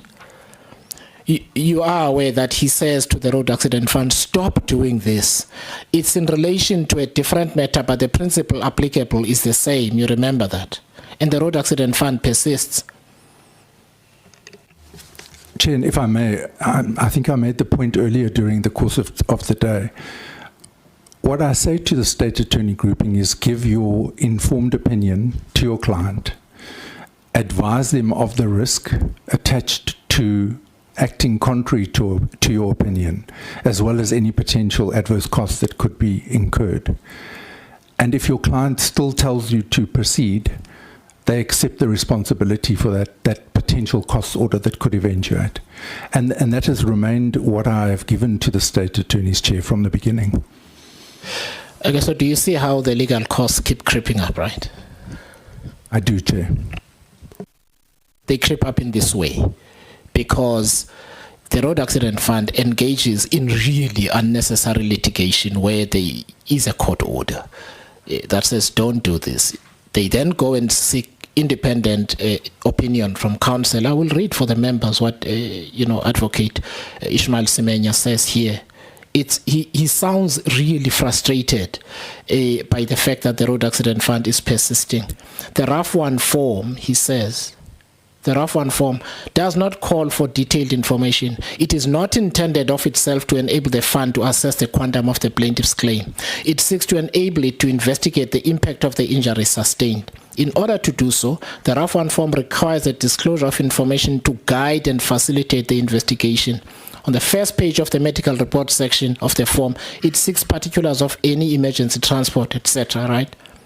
The third page, anyway, so he says, basically, that's all the RAF 1 form is there to do. We heard from not just from Ms. Mteto, from everybody, that the fundamental thing with RAF 1 form is that on a matter that has gone in the Busuku judgment to the Constitutional Court, where the Constitutional Court said, don't do this.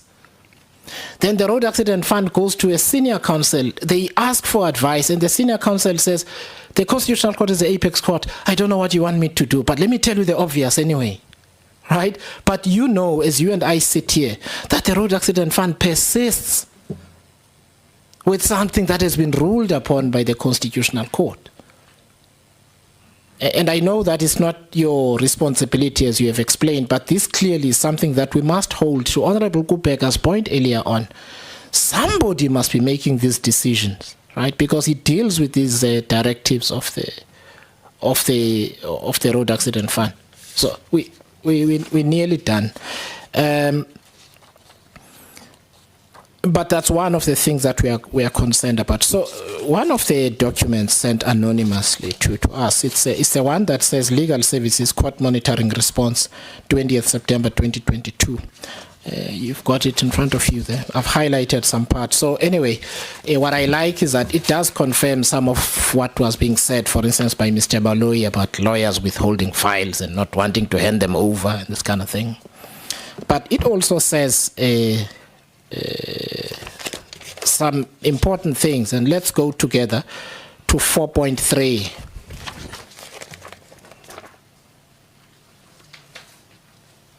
Okay, and this appears to basically cover both the panel period and the post-panel period, right? So basically, the background is what we were canvassing earlier, matters unattended and so on.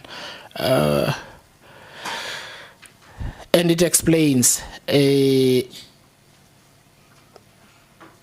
So number one, status of matters was unknown. Instructions not carried out by the panel, such as notice of intention to defend, pleas not drafted, reports not filed, and the RAF not being aware of this, causing default judgments and the files not being attended. This has been a major contributor to the historical and current default judgment challenges. Number two, matters being on the default roll due to the defenses being struck due to non-attendance of pre-trials and discovery affidavits. I suppose if I've got a caseload of 4,000 cases, I'll miss some. I mean, it goes without saying.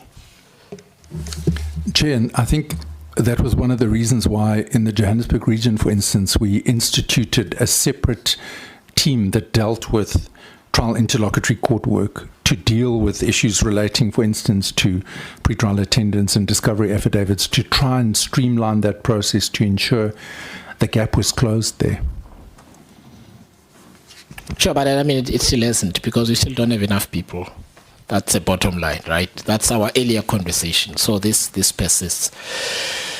So we will ask management to properly quantify the impact of all of this. But what is apparent to us is that some of the chaos that persisted with the panel of attorneys just got worse with you. Because if your view is that you need between 400 and 600 warm bodies, and you only have the number that you have, the Road Accident Fund will continue to pay to be unable to defend the claims, all the claims that it needs to defend, right? To ask for postponements and so on. And the problem is the person affected is a quadriplegic or paraplegic or whatever the case might be, right? So at the end of the day, we've got to think about the person behind all of this. The last thing I wanted to ask is, you said something earlier about the fact that the cases now have linked numbers. Was that something, you remember you said something about that by agreement, the cases have to have linked numbers and so on? Chair, and the members know what a linked number is, by the way, believe it or not. Chair, when I referenced the discussion, it was in regards that the request that I put to Judge Sutherland in Johannesburg, that all correspondence with the court had to contain a link number, if one was obviously in existence, so that when the court roll came in its form, the region was able to then populate the information to route it to the correct RAF department. When we receive court rolls, with only a case number and the name of the plaintiff. There's no RAF information on that. And the request to Judge Sutherland was towards the end of 2023, so that when the team was populating the court roll, they were quicker able to establish if what the reference number of the RAF was. Okay, so what happens if there is no link number? Then it was a slightly more problematic issue. We had to then look at the identity number. No, I mean, what do you do now? So if somebody does not include the link number, what do you do? Well, if there's no link number, there may be an ML number, which is the pre-assessment claim process. And Chair, if it's a matter that's not registered, then we've got no claim on the system at all. But the provision is made for acknowledging the summons. Okay, so there is no, in fact, there is no matter that goes unattended simply because it doesn't have either the ML or the link number. You do attend to them. It might be a bit of more of a hassle that it doesn't, but I'm assuming that you get back to that party and you say, please give us this information. And Chair, I think I covered that in my presentation with regards to the summonses. There are the three sources. So it's the registered claims, the ML claims, and the NR claims. And obviously then the instruction would be given to the State Attorney grouping accordingly. Okay, are you aware of any instruction not to action orders that did not have a signature on them, on account of the fact that courts were operating virtually and the judgments would be transmitted electronically, by the orders would be transmitted electronically as a result of the COVID thing? Are you aware of any cases and litigation that arose as a result of that? Jane, not to my knowledge, but I do recall there was an issue at one point around court, the stamp of the court not being on court orders. I'm casting my memory back to a point, possibly in 2022, where that may have been an issue when it came to payment on court orders. Okay, that's fine. We will just have to get a bit more information. Let me just consult my notes. I'm nearly done. I think there are only 2 questions. Or 3 that I have, and then I will be done. Yes. So the number of registered claims has plummeted, as you know, because of the rough one form that we were discussing just now.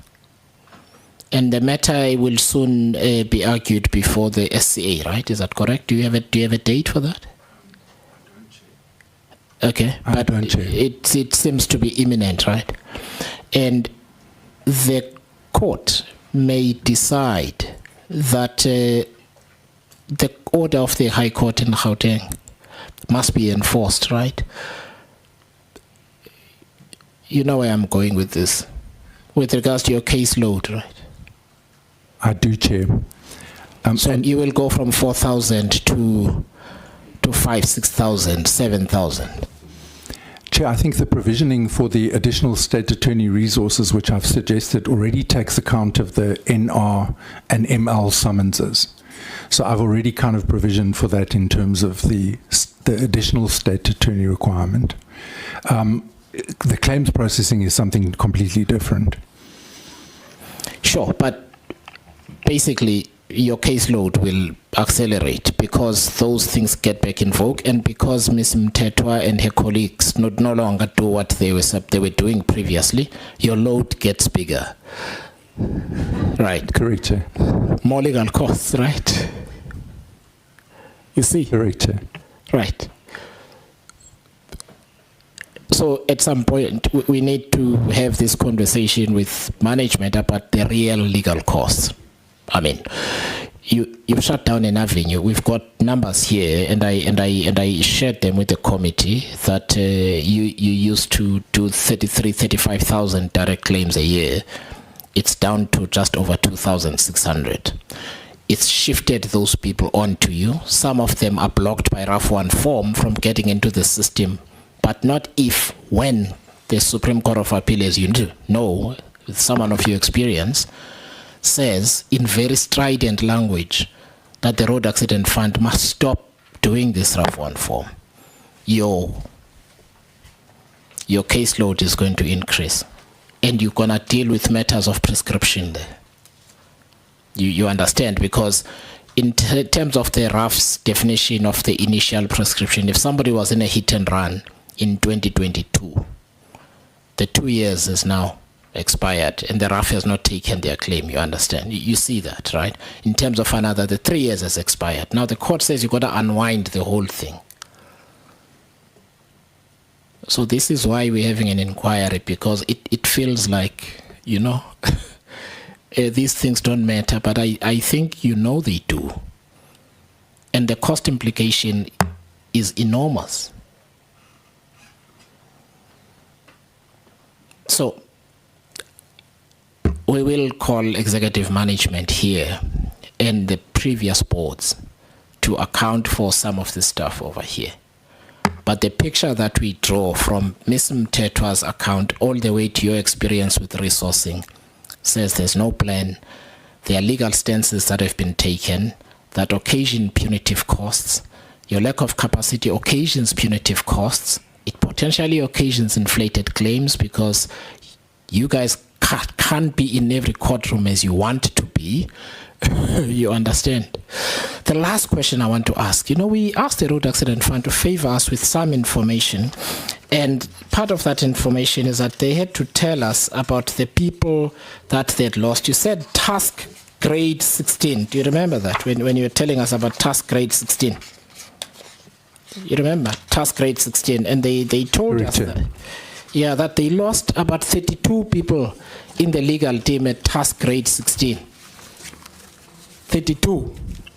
Do you know what the job of the kind of work those people did in the legal team? So, Chair, if I look at the list, there are some state attorneys obviously on the list. Yeah. And there are also, because the task grade of a state attorney is actually a management task grade. Right. So there would be, I note, manager litigation, manager regulation, manager legal advice.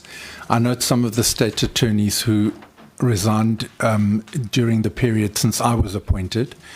But generally, it's a senior management grade, task grade 16. Okay, so you see the picture that's developing still, right? So the panel of attorneys is let go without a plan of how you replace them gradually so that you don't have this problem of not having people defend us from inflated claims, right? The people, it appears, that would be able to give legal advice, to manage litigation, the task grade 16, there is a, I counted on his task grade 16, 18, does it, do responsibilities get higher the higher the number is, or do they get lower there? So if you're 18, you are senior, right? It's more responsibility, Chair. Right. So these people are gone. Those people are gone, right? So it's your attorneys, it's your senior managers in legal. There's a list, they provided it to us, right? Those people are gone. You don't have enough people. It's a train wreck. Those are my words, not yours. But you see, Chair, I'm certainly trying to fill my vacant positions as quickly as possible. No, I appreciate your answer. It's not for you to use my language. I appreciate that. But this is how, Mr. Baloyi, you get to higher cost, legal cost per claim. Right? It's this stuff where you and Mr. Phillips here don't have capacity. The people that would support the operations team with making those assessments about whether to argue a case in one way or another, they're also not there, they're gone. And we asked if they were replaced, and in some cases yes, in some cases no. In some cases the attrition just continued to be high because people would come, stay for a month, 2 months, and then they would be gone. But that's why we are here. It's matters like that. Yeah, Mr. Phillips, let me thank you for assisting us. Mr. Baloyi, you look like you want to say something. Yeah, thank you, Chair. There was an issue that you raised around an appeal and what the process would be in terms of whether RAF should, in fact, during the course of appealing a matter or even applying for leave to appeal, whether the court order should be effected or is implemented. In terms of Section 18(1), I think it is, of the Superior Court Act, a decision or a court order, once there's an application to appeal or an application for leave to appeal, is suspended pending that application or the appeal itself. The decision is taken. So I thought we should know that, Chair. Thank you. I do. And so do the panel that presided over your application for leave to appeal.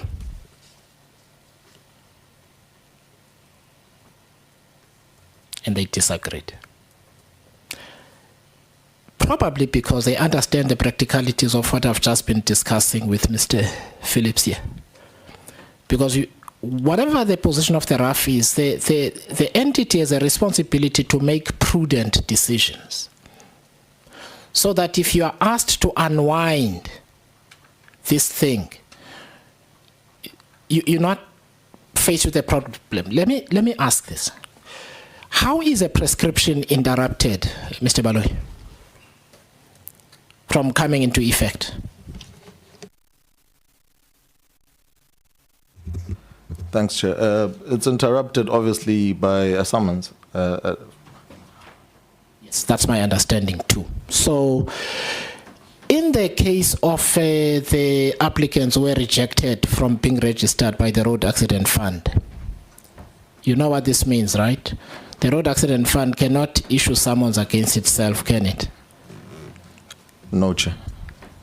Okay, so what we're facing is that those people are going to need to challenge them, but basically they're going to come back, and they're going to come back with armies and armies of lawyers, right?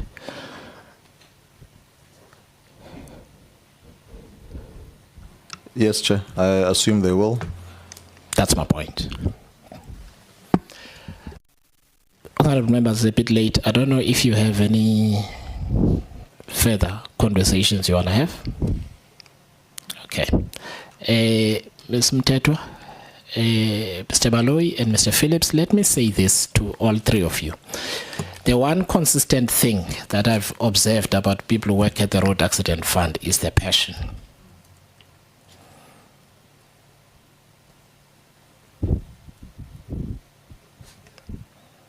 Sometimes an employer just needs that. So despite the fact that we have tough discussions here, don't think we don't see your passion. Your passion for the victims of accidents, your passion for your work, your passion for the Road Accident Fund, and so on, right? We appreciate that. What we all looking for is for all of this stuff to be over.